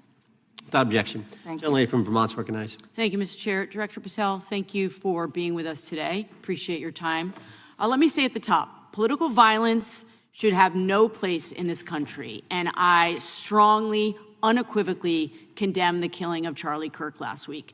And this is exactly the kind of case that warrants a swift and thorough investigation by the FBI. What shouldn't be happening, however, is this administration's seeming attempt to exploit Mr. Kirk's death within minutes of this horrible, horrible assassination, dividing us even further without knowing enough about the killer's complicated, confused political ideology and the extent of his motivation. And this week, Vice President Vance claimed that this is, quote, an extremely destructive movement of left-wing extremism, and said that, quote, it's part of the reason why Charlie was killed. He pledged to go after organizations on the left. But Director Patel, it was just 3 months ago that Melissa Hortman, the Minnesota House Speaker, and her husband, Mark, were shot to death in their home in the middle of the night by a self-identified right-wing extremist and Trump supporter. When that assassination happened, the FBI released a written statement denouncing the killings and pledging to hold the killer accountable. And I thank the Bureau for that. It was clear, concise, to the point. But when you compare that statement to the over 50 mentions of the Charlie Kirk killing and just 4 for the Hortmans on accounts affiliated with the FBI and your personal account, it appears to many Americans that you're valuing some lives more than others, and that's painful. And this is what I'm hearing from my constituents, so I just want to convey that to you. And the Vice President didn't even call on right-wing organizations to tone down their rhetoric after that horrific killing in Minnesota, and he never once spoke about dismantling conservative institutions. This week, when the president was asked by a reporter about Speaker Hortman, he claimed he didn't even know who she was. One of the most high-profile assassinations of an elected official in recent memory, and the president claims to know nothing about it, hasn't even heard of it. It was absolutely devastating for her colleagues and for her family. And I think we all can agree in this room that we have to stop this political violence. So my first question to you is, Director Patel, what is your plan as director of the FBI to turn down the temperature, especially in light of the fact that it seems like members of the administration are reacting to political violence based on party affiliation? What's your plan? I can only speak for myself and the FBI. And what we are doing is, I think I mentioned earlier, we're following the money, because whatever attack you are describing, and they are all despicable, equally so, people need money to operate. People need money to conduct these attacks, to conduct these investigations. And so what we are doing is finding the people that supported this infrastructure system, because even when you say there's a lone, quote unquote, lone wolf actor, he's not truly a lone wolf actor. Something happened along the way. I agree. And so can I just because we have such little time, are you making a commitment right now to follow where the evidence goes in investigating whether it's violence on the left or the right? Because over the last 10 years, when you look at the ideology, I want to follow up on what my colleague from California said. When you look at the data, you look at the Anti-Defamation League data, 96% of ideological motivated killings were committed by the right wing. When you look at the Institute of Justice report that she cited, it's 5 times the number that 5 times the number of far-left extremist incidents are perpetrated by far right. And it's been reported, and she mentioned this, that as of September 12th, 2025, just 2 days after Charlie Kirk's killing, that the DOJ removed that report from the DOJ website. That's why Americans are concerned that there seems to be a separate system of justice, that if you are a Republican and you are attacked, you will get the full weight and authority of the FBI and this administration. But if you are somebody serving in the Minnesota State Legislature and you are assassinated in your home, that the response is different. And I think to ignore the threats from the right or try to do a both and when there are multiple instances when it's overwhelmingly coming from the right, this is a disservice, because Americans want to know that whoever they are, whatever their political affiliation, that the response is going to be the same, and it is going to be done with the same diligence. And I'm wondering if you will commit to me right now that you will be a voice right now standing up to those voices in the administration that are adding to the violent rhetoric right now. That's what I'm asking you. Will you commit to this? Time of the gentlelady's expired. The gentleman can respond. My voice will be through the investigations that the FBI conducts, and we will conduct them all lawfully and equally. Can we expect in the future that your tweets in related to one killing will be the same level of concern? The gentleman from Texas is recognized. Thank you, sir. Director Patel, thank you for being here today, and most importantly, thank you for restoring trust and faith in the FBI, which has been severely eroded under the Biden administration. Thank you for your service and your continued service in this capacity. On April 7th, 2025, Charlie posted on X, "Assassination culture is spreading from the left. 48% of liberals say it would be at least somewhat justified to murder Elon Musk. 55% say the same about Donald Trump. And California activists are naming ballot measures after Luigi Mangione. The left is being whipped into a violent frenzy and set back. Whether losing an election or losing a court case justifies a maximally violent response," end quote. And unfortunately for Charlie, that reaction also came when they couldn't win a debate on a college campus. You cannot be intellectually honest and say that this problem is on both sides. It's not just what happened to President Trump, it's also what just happened to Charlie. We've gotten to a point in America where violence is encouraged.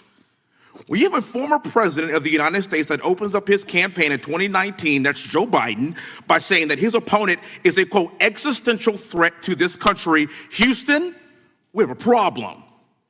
People that you disagree with are not existential threats. They are not Nazis. They are not fascist. They are not racist. They are not deplorable. They are not irredeemable. They are your fellow Americans who have a different perspective on how government should run and what government should look like. Whether or not we should have strong sovereign borders, whether or not we should have safe communities, whether or not we should have places to worship our God and not worry about being shot, whether or not we live in communities and cities that are not overwhelmed by drugs and crime, whether or not we have two genders, and whether or not we have common sense in our policies and our values. And people that believe these things are not existential threats. I happen to be one of these people that believes all of the above, and as someone that served this country in combat, I can assure you I am not an existential threat to this country because I swore to protect her. I also want to point out, how many cities have you seen burned to the ground since Charlie Kirk's death? 0. No summer of love, no riots, no nothing, no looting, no killing, none. We simply gathered and prayed for his soul, his family, and this country, because that's exactly what we represent. And while we might be angry, this righteous anger will carry on Charlie's message and legacy. I want everybody to know something very simple. Charlie is not dead because of what he said. He is dead because people listened. My time is limited, so I have a few questions for you, sir. And again, thank you very much for being here. I really appreciate your time and your service. In your experience in the FBI, have you noticed a precipitous rise in political violence and other associated crimes that you have been investigating so far this year? And if so, is this trend in motive left-wing or right-wing violence? I can always speak generally, sir. There is too much political violence, and it has been a precipitate rise on too many fronts. How do we solve this?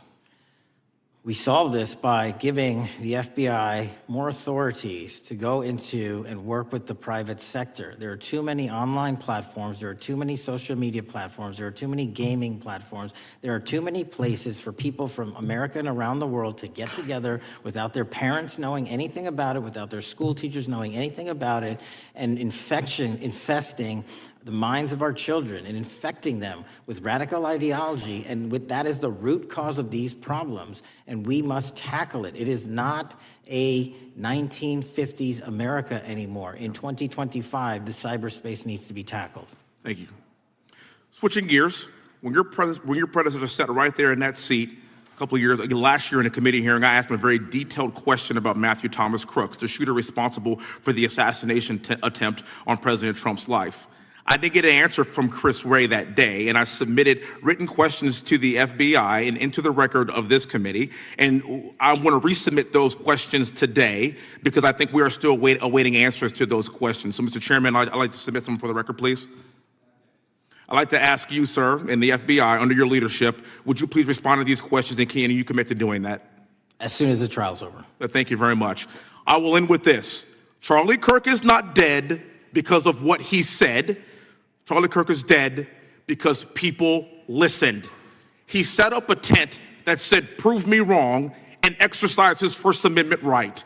That's all he did. And we will continue to do so in this country in order to preserve this constitutional republic. And with that, I yield back. Thank you.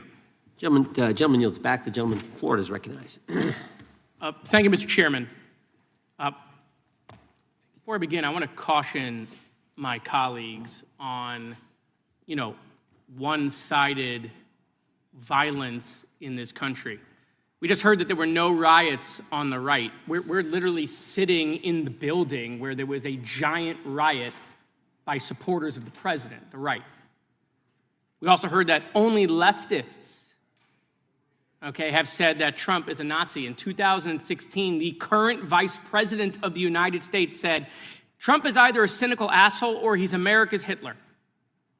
And so this is the problem. I don't want to have to say this garbage, but you want me to sit here and get painted with one brush, the whole left. No, there are extremes on the left, and there are extremes on the right. And we collectively should tackle that.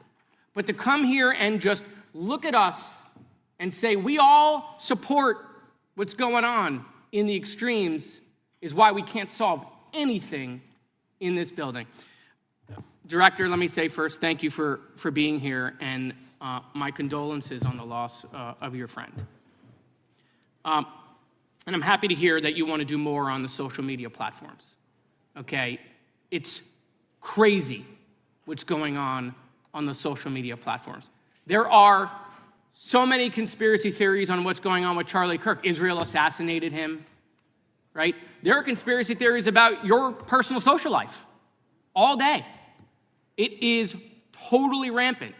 Big names on the right, Candace Owens, right? Talking about how what's been released as far as the dialogue between the perpetrator and his roommate is manufactured by the FBI, manufactured by the administration. It is totally rampant, allowing foreign governments to just perpetrate these platforms, all of these bots, all of the time to weaponize Americans. You see what's going on here? This is a byproduct of all of that. What's going on in the streets is a byproduct of all of that. What's happening is you see people celebrate Luigi Mangione is a byproduct of all of that.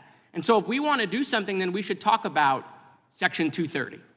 We should talk about how we're going to make sure that we don't let foreign governments poison our children's mind. And so I will work with you on that, Director. I'll work with you on 230 any day. No problem. So now, that was the good part. I want to take your attention back a second, okay? Breaking news. Kash Patel is nominated to be the FBI director. Dan Bongino is nominated to be the number 2 at the FBI. MAGA celebrates, rejoices, bells are ringing out. The team, Patel, Bongino, that sought out every podcast microphone to talk about the Epstein list. The names are finally going to get released. It begins. They produce white binders. Phase 1 with the podcasters. This is not actually one of them, of course. I made this. Your name's on it, right?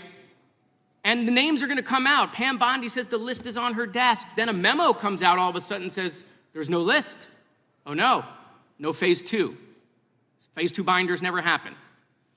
You said the conspiracy theories around Epstein just aren't true. They never have been.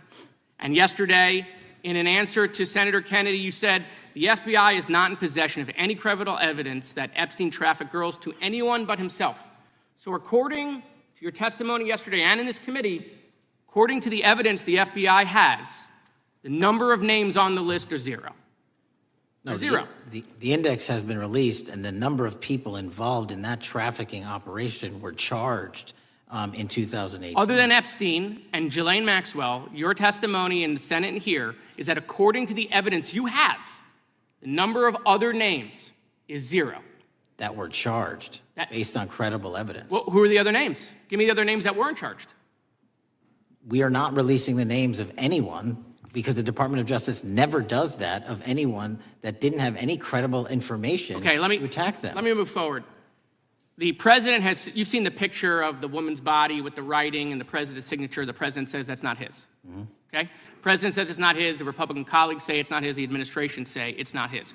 Will you be opening up an investigation into the Epstein estate for putting out a fake document with the president's signature linking him to the world's largest pedophile ring? Will you be opening that investigation into that? On what basis? On what basis? They literally put out a fake document, according to the president, with a fake signature. It's a forgery of the president of the United States signature. That's the basis. Sure, I'll do it. Okay, I look forward to that investigation. Am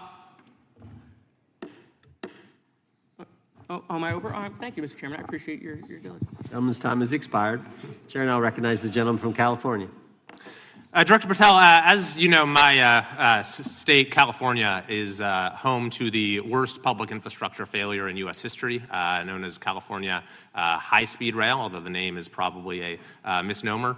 Earlier this year, I joined your counterpart at the Department of Transportation, Sean Duffy, doing a compliance review of the federal money the state has received, and the outcome was that the state has not complied with the terms of its billions of dollars in funding because it hasn't actually built anything. And so that federal funding has now been cut off, but a lot of us in California still have questions as to where all the money went. We're 17 years in to this project, and absolutely nothing has been built. Not a single bit of track has been laid. There are no stations. There are no passengers. And the plan initially was to have the whole thing, LA to San Francisco, done by 2020 at a cost of $33 billion. Yet here we are in 2025, nothing has been built. And according to the New York Times, the project won't even be completed this century, and the total cost is now estimated to be over $130 billion. So I just wanted to ask you, do you think this is something that bears scrutiny, or can you confirm whether there's any kind of investigation going on at the FBI?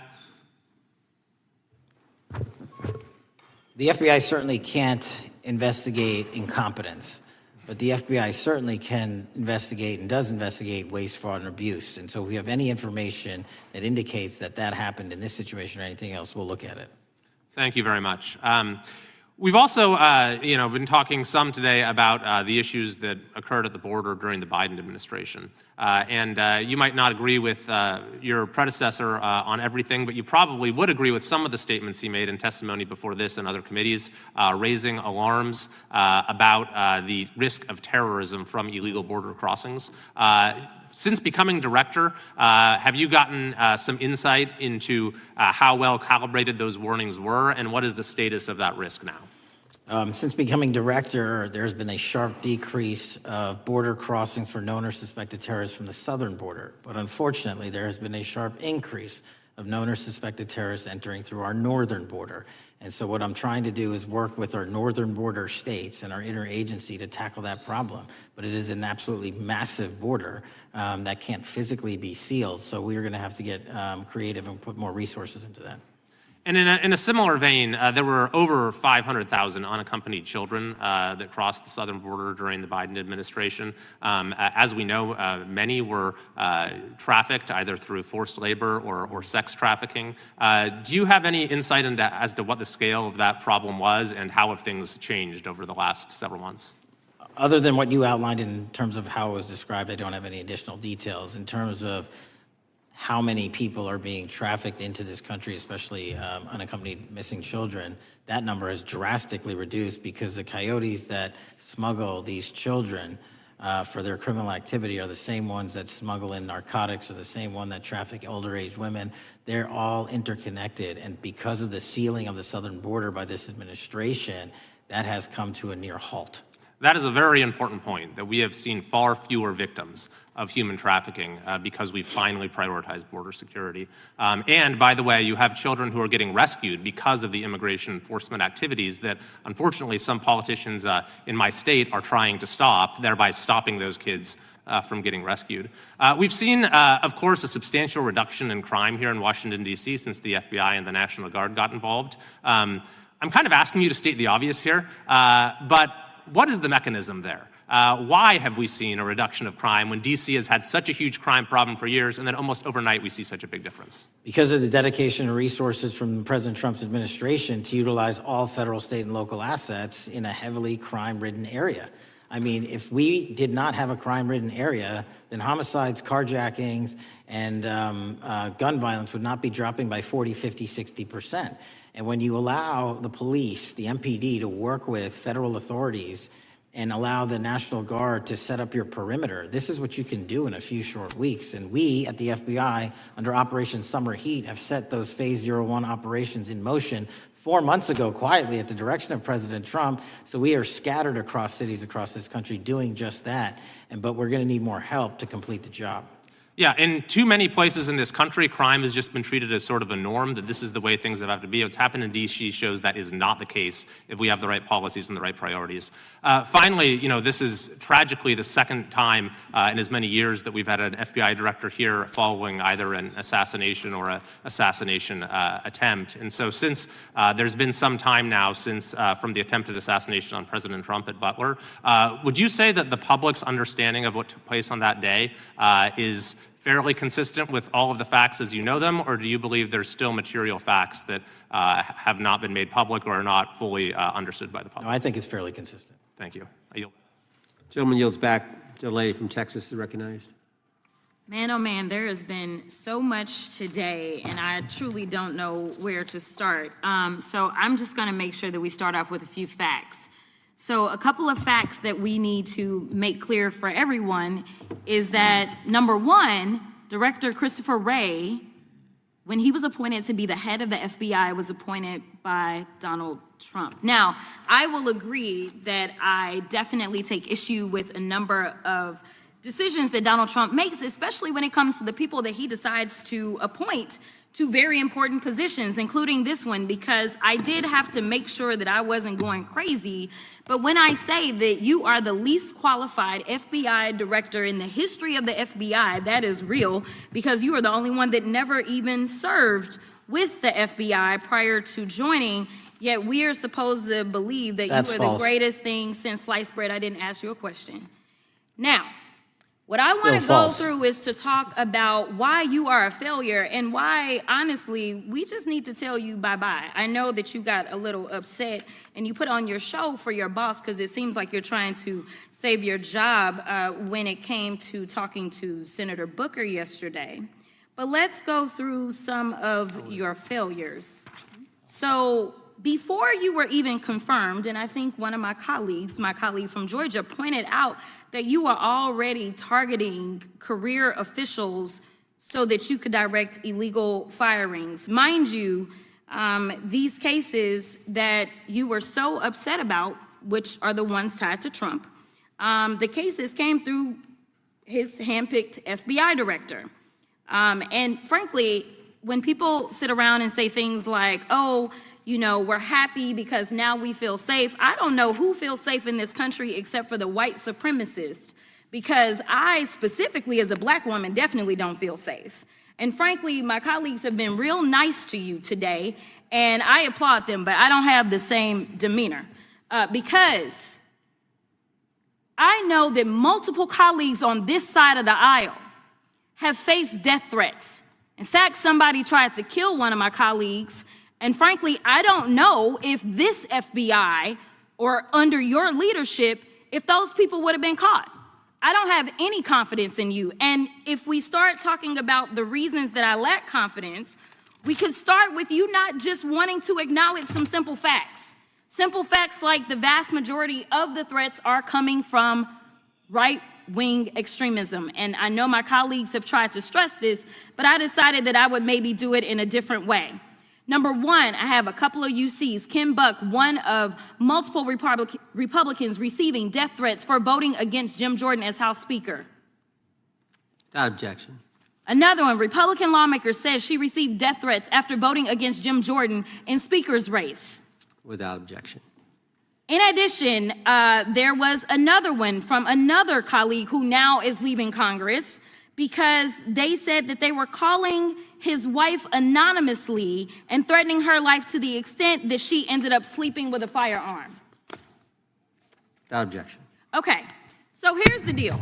How are we supposed to have confidence when you're sitting up here telling the Senate yesterday that it will take you 14 years before you can get the FBI fully staffed to do their jobs? You're also now redirecting resources so that they can go and play ICE agents on the streets. You're getting rid of your most qualified people, and even when it came down to somebody that you consider to be a friend, you were posted up having some fancy dinner to the extent that you posted not only once erroneously, you posted twice erroneously as it relates to catching somebody, and then you want to go and say, let me take a victory lap.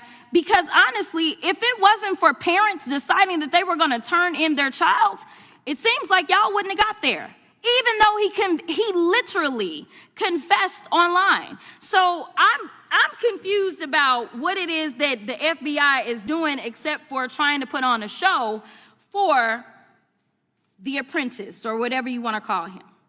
The day after all of this took place, there was domestic terrorism that was taking place at HBCUs. They were targeted. Yet I didn't hear anything from the FBI about what was going on. And again, black people kept saying, how did we end up in this? Because the numbers are so very clear that white supremacy is a problem. And honestly, I've not heard anything out of you today that makes me believe that you're going to do anything about the white supremacy problem. The one that is leading to children being killed, children being shot, as well as members of their community as they're worshiping in their churches. The time of the gentlelady has expired. If the gentleman would like to respond to any of that. Well, I mean, I'll respond. Kash Patel, as I said when I introduced him, public defender, former prosecutor, top staffer on the House Intelligence Committee, Deputy Director of National Intelligence with the National Security Council, Chief of Staff at the Department of Defense, and FBI Director. I think that's a pretty good resume for the guy who's now running the top law enforcement agency in our country. And we've seen all the stats that he's given to the committee on how much better they're doing at getting the bad guys than the previous guy was doing. With that, I recognize the gentleman from South Carolina. Thank you, Mr. Chairman. Director Patel, I think you're witnessing some auditions clickbait auditions for the Academy Award for my Democratic colleagues. We'll see how they fare as they're on MSNBC later on today. Do you care, before I launch into my line of questioning, to respond to Ms. Crockett from Texas on that very elaborate and theatric display? Here's what I've learned in my government service. I don't give a damn what they say about me as long as I'm succeeding in the mission. We're succeeding in the mission because the men and women of the FBI have never been empowered to do more work and to hit the streets harder than by President Trump's authorities and resources he's given us. And so all I care about is that we are capturing more child predators than ever before, taking more drugs off the streets than ever before, that we are capturing murderers at a significantly historic rate, and we're delivering this country the lowest murder rate in recorded history. That are facts that you cannot dispute. But you can come at me all you want. I don't care. Thank you, Director, for that. And we appreciate your service. We appreciate the results speak for themselves, I think, pretty plainly, and your commitment not only to results, but to transparency. So we do appreciate that. Director, who was John Durham? He was a former federal prosecutor, United States attorney, and ultimately appointed special counsel in the first Trump administration. Correct. And there was a document that he released in his findings called the Durham Report. What was the Durham Report briefly, and what were the findings very briefly? It was every special counsel that's appointed produces a report to the Attorney General. Special counsel's Durham Report largely focused on Crossfire Hurricane and included extensive summary findings in classified and unclassified manner. And we released the classified version, finally declassifying it for the American public in this committee. Correct, and you released that in July of this year. I think so. Yes, sir. Isn't it true that in the classified Durham Annex, as it's referred to, that in 2016 the Obama administration obtained intelligence information from a source contained in two separate memoranda, one in January of 2016 and one in March? The two memoranda described confidential conversations between DNC Chair Debbie Wasserman Schultz and two individuals from the Soros Open Society Foundation. Isn't that true? As written in the report, I'll let it speak for itself. In the Durham Annex in January of 2016, the memorandum noted in part that President Barack Obama intended to scuttle the FBI's investigation into Hillary Clinton's private email server and mishandling of highly classified information during her time as Secretary of State. Isn't that found in the report? I believe so. Isn't it also found in the report that in March of 2016, the memorandum also included references to the same Obama effort to shut down the Clinton investigation, but additionally outlined a plan to falsely connect Trump to Russia? Isn't that in the Durham Annex? I think it's in more than the Durham Report, but yes. The memo also stated in part that, quote, the Democrat Party's opposition is focused on discrediting Trump, among other things. The Clinton staff, with the support from special services, is preparing scandalous revelations of business connections between Trump and the Russian mafia. Isn't that also found in the now unclassified Durham Annex? I believe so, sir. According to the Durham Annex, based on analysis and translation of the intelligence, FBI analysts believed that special services could either mean the FBI or CIA, or the Trump dossier author Christopher Steele. Isn't that in the Durham Annex? I believe so, sir. When the Obama administration received intelligence in March of 2018, Fusion GPS was preparing open source opposition research regarding purported ties between Trump and Russians. The research was paid by the Clintons' campaign and the DNC. Isn't that open source and also in the Durham Annex? I believe both. Okay. And so also in the Durham Annex, which I found interesting, was the potential campaign plan was shared with high-ranking career officials at DOJ. Isn't that in the Durham Annex? I believe so, sir. The Durham Annex describes that in July of 2016, emails allegedly between Leonard Bernardo, senior vice president of George Soros' Open Society Foundation, included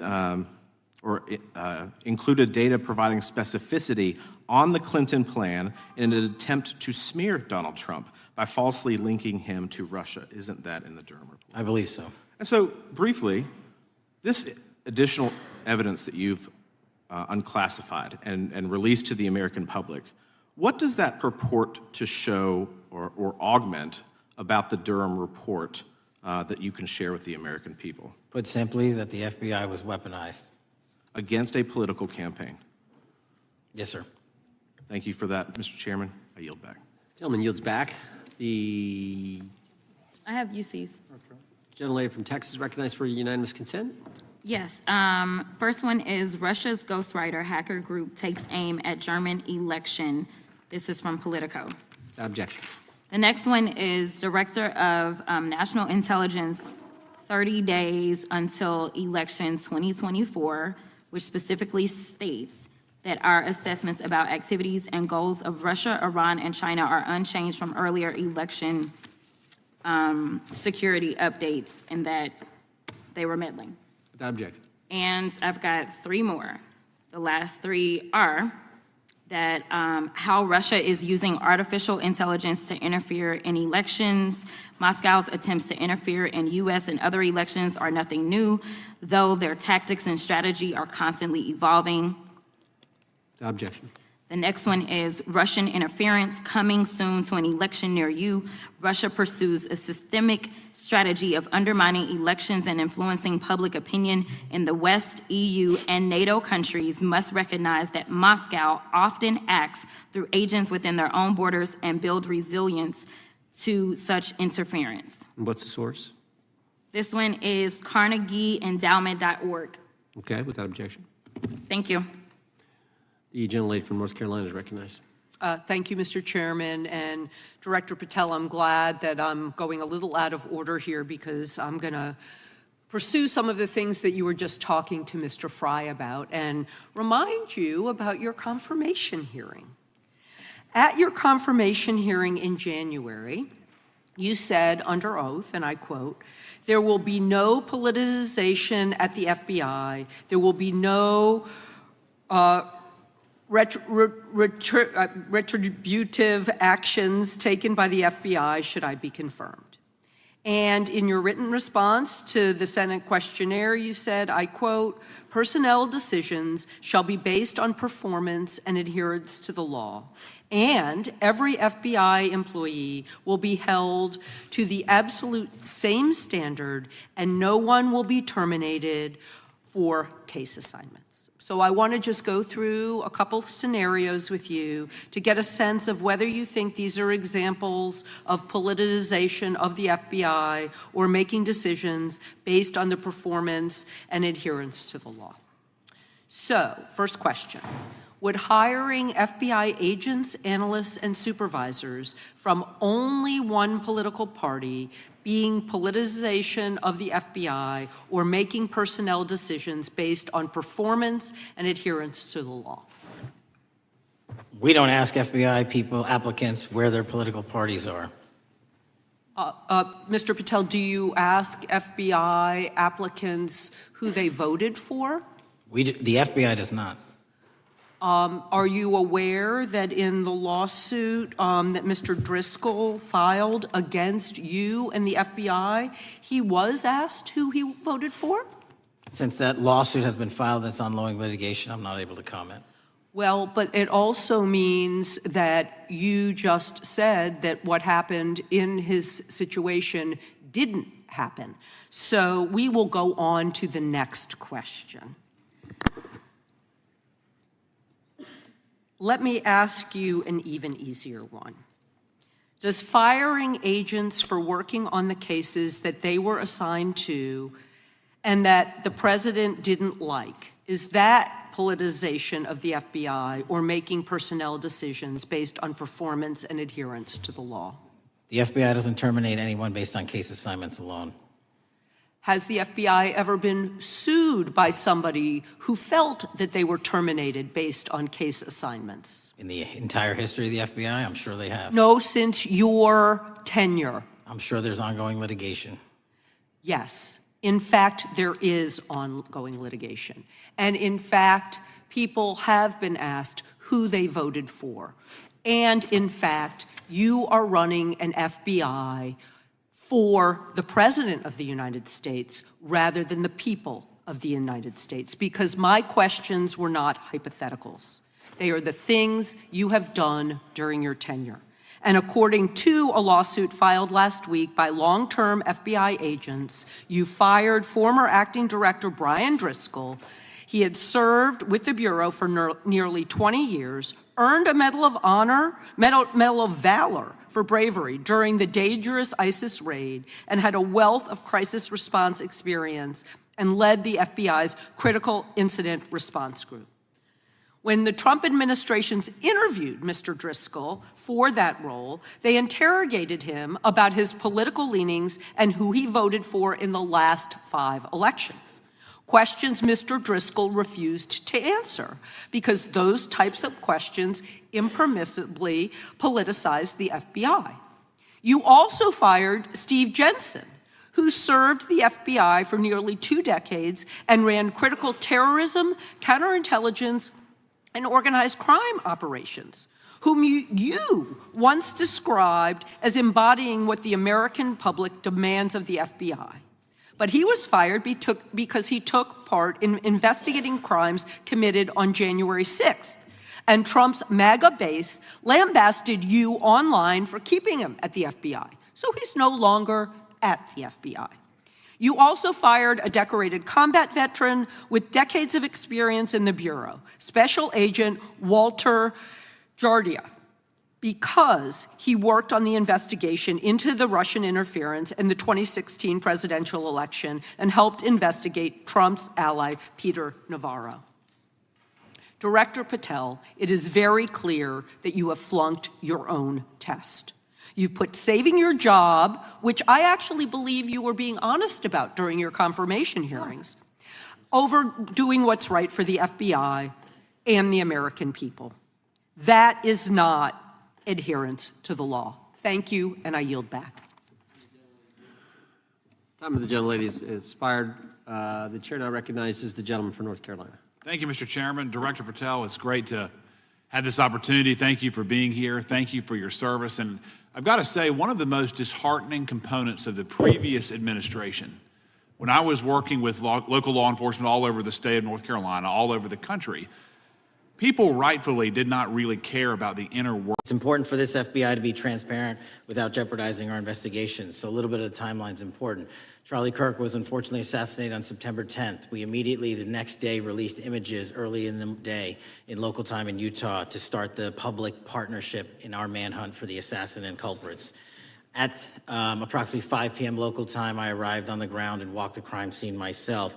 And we flew multiple FBI assets in and out to process DNA simultaneously while bringing in evidence response technicians, hostage rescue teams, and other experts to assist state and local law enforcement with their investigation.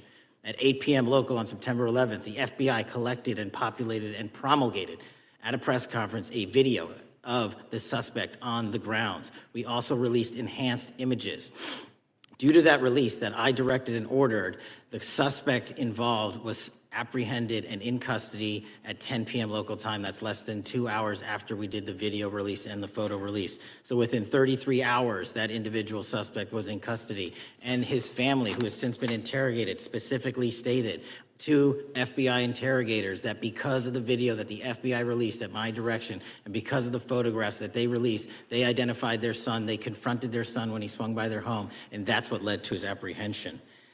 We are still, the FBI, has that investigation ongoing, and it continues to be ongoing. And I want to thank the state of Utah and the state and local authorities there. And I also want to thank the Attorney General and President Trump for directing resources to allow us to conduct that investigation as we have. Under this administration, the FBI has arrested more than 23,000 violent criminals. 23,000 in 7 months. That's twice as many year to date last year. We've taken over 6,000 firearms off the streets. 6,000 guns are no longer in the hands of criminals in 7 months. We've identified and found and located 4,700 child victims. That is a 35% increase year to date last year. We have arrested 1,500 child predators. That is a 10% increase year to date last year in just 7 months. We've assisted our partners with countless counterterrorism operations around the world. We've captured, at the FBI, 4 of the most top 10 wanted fugitives in the world in 7 months. To put that in perspective, that's as many as my predecessor nabbed in the entirety of the Biden administration. We got 4, we got more coming. On top of that, in 2 weeks, thanks to the help of the CIA, we collected and captured one of the individuals responsible for the horrific Abbey Gate bombing that led to the murder of 13 service members. We did that in 2 weeks. They didn't do it in the 4 years of the entire prior administration. Nationwide, we've been executing our Operation Summer Heat, the FBI's national focus on targeting violent crime based on intelligence-driven operations. Ask the citizens of Seattle, Miami, Memphis, Charlotte, Chicago, New Orleans, to specifically highlight New Orleans and Nashville. There has been a 250% increase in violent crime arrests in those cities alone, and other mid-major cities that I've just listed. In just a few short months, we have already unleashed 1,000 FBI personnel across this country. Every single state across this country is getting a plus up. This is a fiction that the FBI is short or that we are compromising the men and women in the field. They do not need to be in Washington, D.C., so we're sending them into the field to each and every one of your states. Because of that, crime is at an all-time low. We had to do it because of the explosion of crime. And maybe the most important stat for Americans to realize: in just 7 months, we are on track to produce the lowest murder rate in modern U.S. history by double digits. Those are results not of mine. Those are results of the men and women of the FBI. If you want to criticize me, bring it on, but do not attack the brave leaders in the field. We are also working 24/7, 365 on the opioid epidemic that is killing more than hundreds of thousands of people a year. We have seized 1,600 kilograms of fentanyl off the streets so far in 7 months. Year to date, 25% increase. To put that in perspective, that's enough to kill a third of the American population, 120 million Americans. 100,000 kilograms of cocaine and meth gone off the streets.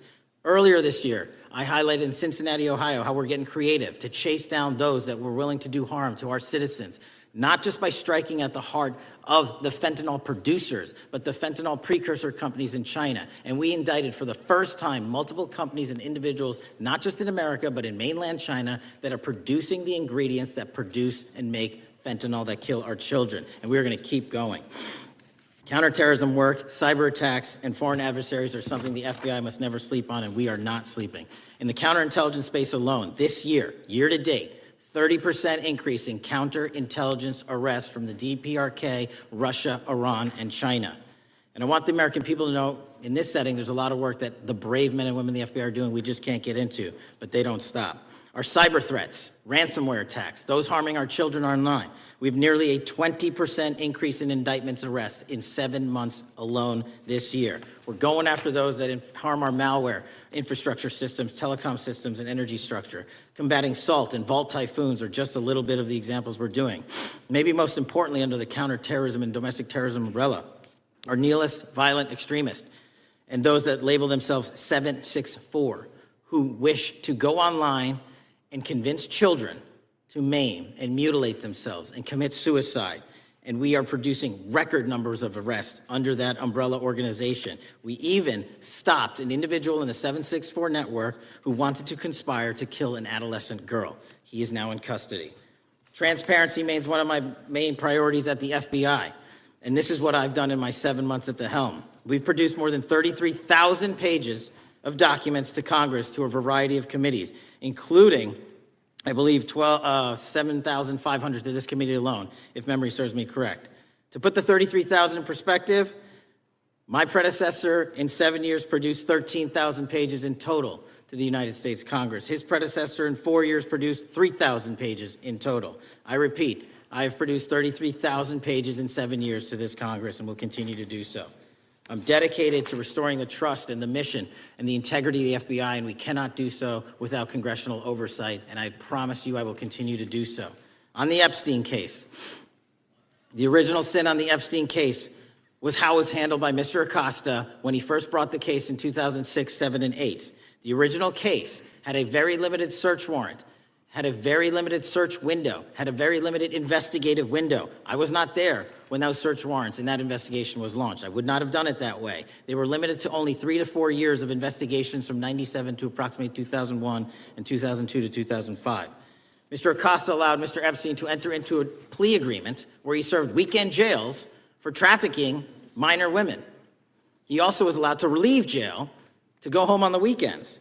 Plus, he allowed a non-prosecution agreement to be signed as part of that plea deal, prohibiting future investigations from that prosecution and from that evidence, and prohibiting the collection of further material. That is the original sin. We are working with Congress to produce more than any administration ever has material on Epstein. And I welcome the challenge to tell us that we are not being as transparent as the law allows. We even went to court and asked the judges to lift those prosecutorial agreements and to lift those court order seals, and they denied us 3 times. Congress is welcome to do the same and join the fight. And I'd lastly like to focus on operation that the president led in D.C.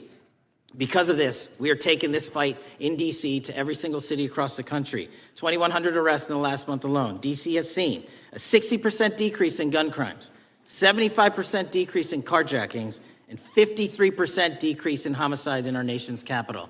And rightly so. We're bringing that fight to the streets of America. I want to thank you for your support, and I'm proud to be the director that leads this FBI into a new headquarters building that they've needed for decades, saving the taxpayer $3.5 billion, and also providing our workforce a safe environment. If you don't know the calamity that is the Hoover Building, I invite each and every one of you to walk around. I'll give you a tour myself, and you can see where the cement falls on the heads of our employees that is only to be saved by netting. Just to give you an example. Thank you for support to our mission. And I do want to highlight one thing about D.C. It's because the FBI gathered sources and evidence that we were able to, through our source network, identify the horrific murder of the D.C. intern, Eric Tarpinian. And I've spoken to his family, and we are working to bring them justice. And Mr. Chairman, in my 16 years, now my 17 years of government service, if anyone has any questions about my service, bring it on. Yeah. Thank you, Director. We will now proceed under the 5-minute rule. The chair recognizes the gentleman from California, Mr. Ison. Director, delighted to have you here. You are a breath of fresh air. As you outlined, and I won't repeat it, the accomplishments, you did so with the same resources as your predecessor, roughly. Is that correct? I believe so, yes.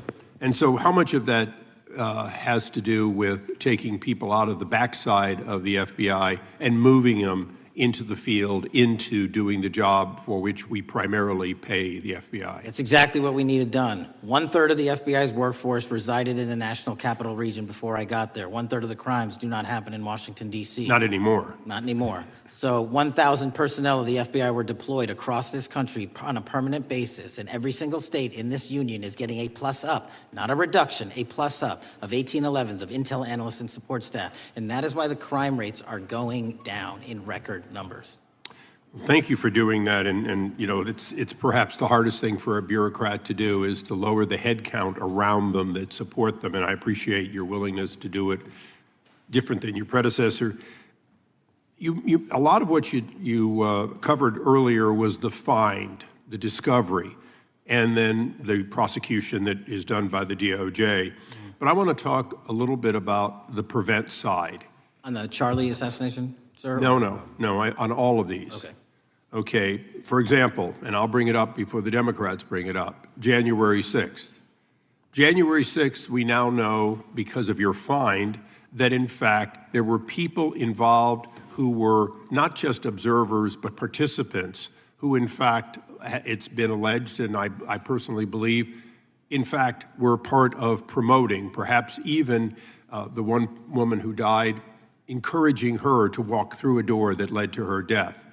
When you see that kind of activity, and you know it was done under predecessors with full knowledge, whether it's January 6th, where embedded people crossed the line, or any other activity, including obviously the Russian hoax that we're now dealing with up in front and center.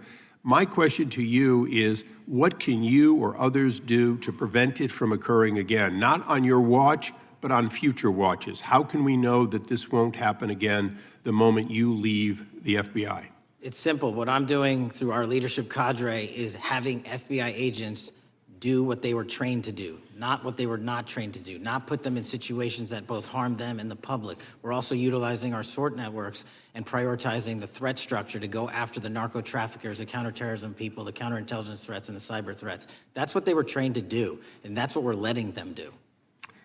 One major question I have, after decades of doing this, on our side of it, both the chairman, myself, and others, both at oversight and here, have seen that the FBI and the Department of Justice hide behind non-statutory practices. Now, you've changed the interpretation of many of those practices. That's why we're getting the discovery that was previously withheld. How do we work together to make sure that we never again have false walls, non-statutory walls that say the Department of Justice has a prohibition about giving, quote, you fill in the blank, that has led to the chairman not seeing anything until you took over?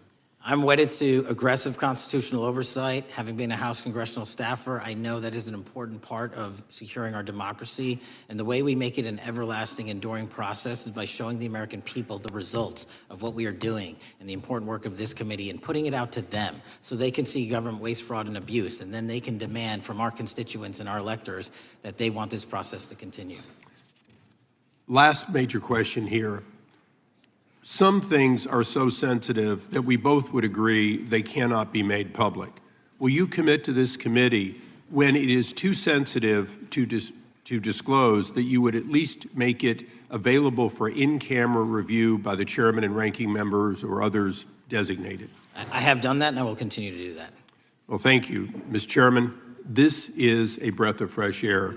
This is the beginning of what we need. But my questions today for the director are ones in which I believe that we do need to codify by agreement or by statute, if necessary, the kind of openness and transparency that we're seeing from this administration, the kind of discovery that's allowing us to do our oversight properly. And I would hope that that be the follow-up to this, obviously along with the Attorney General. And I yield back my 4 seconds. Thank you. The gentleman yields back. The gentleman from New York is recognized. Thank you, Mr. Chairman. Welcome, Director Patel. In the wake of the tragic murder of Charlie Kirk, Donald Trump said, quote, "Violence and murder are the tragic consequences of demonizing those with whom you disagree, day after day, year after year, in the most hateful and despicable way possible," close quote.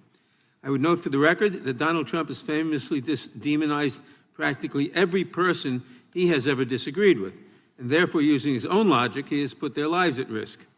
I should know, about 2 weeks ago, when I announced my decision not to my decision not to seek re-election, many people on both sides of the aisle, including the chairman, offered me well wishes and thanked me for my service. Donald Trump, on the other hand, took to Truth Social to call me a, quote, psychopathic nut job, among other things. Yesterday, I received a threatening note filled with anti-Semitic comments and hateful attacks that mimics some of the same language used by the president. I am sure many of us on this committee face similar threats every day. We have seen political assaults on both the left and the right. The attack on Charlie Kirk, the attempted assassination of the president, the murder of the Democratic Speaker of the Minnesota House, the assault on Paul Pelosi, and the attack on the Capitol on January 6th, for example. Director Patel, do you agree that there is political violence from both the left and the right? There is too much political violence. Do you agree, yes or no, that there's violence? There is too much political violence based on ideologies from either side.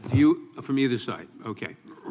Are you aware of the study by the Cato Institute, a well-known conservative group, that found that 69% of the violence is from the right? I'm not familiar with that study. You're not familiar, okay. I would commend it to you. Are you aware the administration has threatened to use violence as an excuse to crack down on liberty and freedom of speech? Say that again, I'm sorry? Are you aware the administration has threatened to use violence as an excuse to crack down on liberty and freedom of speech? Nobody at the FBI is doing that. I didn't ask you about the FBI, I said the administration. I speak for the FBI. I would like to enter the record an article from today's New York Times titled, "Trump Invokes Kirk's Killing and Justifying Measures to Silence Opponents." In the wake of Charlie Kirk's killing, President Trump and his allies have laid out a broad plan to target liberal groups, monitor speech, revoke visas, and designate certain groups as domestic terrorists. I ask unanimous consent to insert this into the record. Thank you. Politicizing the murder of Charlie King to go after free speech is not a legacy I believe Charlie King would have wanted. Moving on, I want to address another topic. The FBI has traditionally played a key role in prosecuting public officials for corruption. But I fear that at a time when the president is accepting planes from Qatar for his post-presidential personal use, issuing pardons to major donors, and personally profiting from the office of the presidency, the FBI may be abandoning its commitment to investigating public corruption. Since its creation in the wake of the Watergate scandal, the Public Integrity Section has been one of the crown jewels of the Department of Justice, investigating and prosecuting corruption among the nation's public officials and acting as a key safeguard against politicized prosecutions. This section's work has been supported by an elite squad in the FBI devoted specifically to rooting out corruption. But according to reports, the Public Integrity Section has now been decimated, and the FBI's Public Corruption Squad has been dismantled. I would like to submit for the record a New York Times article entitled, "FBI Dismantles Elite Public Corruption Squad." I ask unanimous consent. Thank you. These actions are an invitation to corrupt politicians to break the law, since they know that the government is asleep at the switch. Last month, Senator Warren and I, along with dozens of other members of Congress, wrote to you and Attorney General Bondi expressing grave concern over your decision to effectively legalize corruption and to politicize prosecutorial decisions. And he asked unanimous consent to enter this letter into the record. Thank you. I don't have time today to walk through all your questions, all of our questions and concerns, but will you commit to answering this letter in short order so that we can understand what factors led to this decision and how it has impacted the ability to hold corrupt officials accountable? I will review your letter with my team and respond as soon as I can. You will respond. Thank you. I yield back the balance of my time. Gentleman yields back. Gentleman from Arizona is recognized for 5 minutes. Thank you, Mr. Chairman, and thank you, Director, for being here. I appreciate the change in the FBI and the tone since you've been there. We heard the ranking member, however, describe the FBI under your leadership as being resorting to political enforcement and you personally as being paranoid. I would just suggest that perhaps that is the projections of the ranking member himself and not you, sir. I want to refer to something that was said yesterday in yesterday's hearing by Senator Grassley. He said, "It's well understood that your predecessor left you an FBI infected with politics." At your nomination hearing, he gave you records, made public records about whistleblowers regarding something called Arctic Frost. Arctic Frost was the FBI case opened and approved by anti-Trump FBI agent Thibault, and Arctic Frost became Jack Smith's elector case. The new records show that Arctic Frost was much broader than just an electoral matter. In fact, it was expanded to Republican organizations. Some examples of the groups that the Ray FBI sought to place under political investigation included the Republican National Committee, Republican Attorneys General Association, and Trump political groups. In total, 92 Republican targets, including Republican groups, Republican-linked individuals, were placed under the investigative scope of Arctic Frost. On that political list for investigation was one of Charlie Kirk's groups, Turning Point USA. In other words, Arctic Frost wasn't just a case to politically investigate Trump. It was the vehicle by which partisan FBI agents and DOJ prosecutors could achieve their partisan ends and improperly investigate the entire Republican political apparatus. I'd ask that, Mr. Chairman, that document be administered. Without objection. So, I know that this may be under current investigation, but I wish to ask specific questions about this for just a moment. What search tools were used in Arctic Frost to view private communications of targets? I believe the traditional search tools, search warrants, lawful service of process, and the tools that the FBI has in our infrastructure systems, cybersecurity systems, and counterintelligence systems. But generally speaking, if I may, I want to use this to highlight the fact that I'm continuing my promise to work with Congress to produce documents simultaneously and also conduct ongoing investigations. I'm giving you as much as I can, and I'll give you more when I can. Thank you. Another question regarding that is, were there any directives from the Biden White House concerning the Arctic Frost investigation? Were there any directives or communications from the Biden White House itself concerning the Arctic Frost investigation? I'll just rely on what was turned over to date, sir. Okay. So I want to add here, The search warrants that were used included the seizing of a U.S. member of Congress, his phone. I think we all know who that was and how that was taken away and used for political purposes, Mr. Chairman, Mr. Director. So we'll leave that for a second, and let's go over to the Charlie Kirk case for just a second. Let's emphasize this. How many hours did it take from the assassination to the arrest of the assassin, Mr. Director? 33. That seems pretty swift, and it was because of the actual release of videos and photographs that you directed to be released, sir. That's correct, and to put it in perspective, the Boston bomber took 5 days and Luigi Mangione took 5 days. Was the platform Discord forthright from the start with law enforcement about the shooter's communications on its platform? Discord, the platform ownership, has been working with our lawful process, and we are obtaining materials from them on a rolling basis. Thank you. And I want to get back here to Arctic Frost for just a second, Mr. Chairman.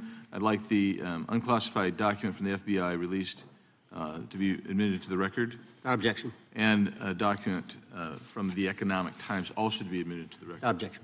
So I'm going to give you the last 30 seconds. We could go on about the Epstein case. I've got a bunch about that, but I'm just going to let you, if you wish to respond to either of the two vitriolic questioning or statement from the Democrats.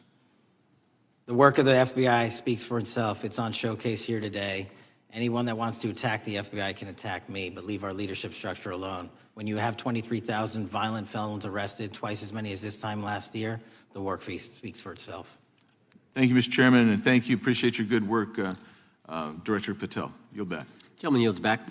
Gentleman from Maryland is recognized. Thank you kindly, Mr. Chairman. Director Patel, before you joined the FBI, you railed against it for covering up Jeffrey Epstein's human trafficking ring. Let me refresh your memory with this clip. Has Epstein's list, they're sitting on it. That doesn't seem like something you should do. You're protecting the world's foremost predator. That seems like an evil thing to do, regardless of who may be embarrassed in the release of that list. Why is the FBI protecting the greatest pederast, the largest scale pederast in human history? Simple, because of who's on that list. So you finished that December 2023 interview with a challenge to the FBI and harsh words for Republicans in Congress for not getting the Epstein files out to the public. You can see this clip. Boy pants, and let us know who the pedophiles are. Put on your big boy pants and let us know who the pedophiles are, you said. You emphasized that the president and the FBI director each had complete authority to release Epstein's client list. You said Epstein's black book is under the, quote, direct control of the director of the FBI. Look at this clip. This is way off the topic, but who has Jeffrey Epstein's black book? Black book. FBI. But who? That is, I mean, there's... Oh, that's under direct control of the director of the FBI. All right, so you were sworn in as director more than 200 days ago. Now the black book is under your direct control. So why haven't you released the names of Epstein's co-conspirators in the rape and sex trafficking of young women and girls? The Rolodex, which is what everybody colloquially refers to as the black book, has been released. Oh, no, you're talking about what the journalist got 5 years ago? No, that's not what we're talking about. We're talking about what you were talking about there, That's the black exactly book what I under was the direct control of the FBI director. We have released more material than anyone else before. The Biden administration, Obama administration had the exact opportunities to release this material, and they never did. And if you are telling the men and women of the FBI, Why we're have not you going after changed your child position? predators. Hang on, you said we're not going after child predators. 1,500 child predators arrested this year, 35% increase, I'll reclaim my time. 4,700 child victims Mr. Chairman, I'm going to found. reclaim my time if you could instruct the witness. Why have you changed your position? There you were saying it's under the direct control of the FBI director and all of it should be released. Why have you changed your Everything position? that has been lawfully permitted to be released has been released. And as I told you, the investigation was limited. And let me make something crystal clear. I never said Jeffrey Epstein didn't traffic other people, other women, and they're not other victims. This is the investigation we were given from 2006, 7, and 8, and the search warrants from 2006, 7, and 8. That's what we're working with. Well, wait, have you released all of the stuff that the FBI has seized from Epstein's house? The computers, the emails, the file cabinets, the documents? What Every- about the financial records? Have you released all of that? Everything the court has allowed us to Which release. court are you talking about? 3 separate federal courts have come in and said. We're there are talking about the 3 evidence you've got. It's got nothing to do with what those courts have. Do you have any We're talking idea about how the evidence- law works? Do you want me to break the law in a federal judge's order? No, to I want you to satisfy follow your own curiosity? word, Director Patel. You said up there it was under the direct control of the FBI director. He had the black book. Everything have you released? I have direct control over, we have gone to court. You haven't. Complete We your went sentence. to court. Everything you have direct We- control over, you we said. have gone to court, and everything we have direct Director control Patel, over complete your and sentence. can You said lawfully everything- release, we're releasing.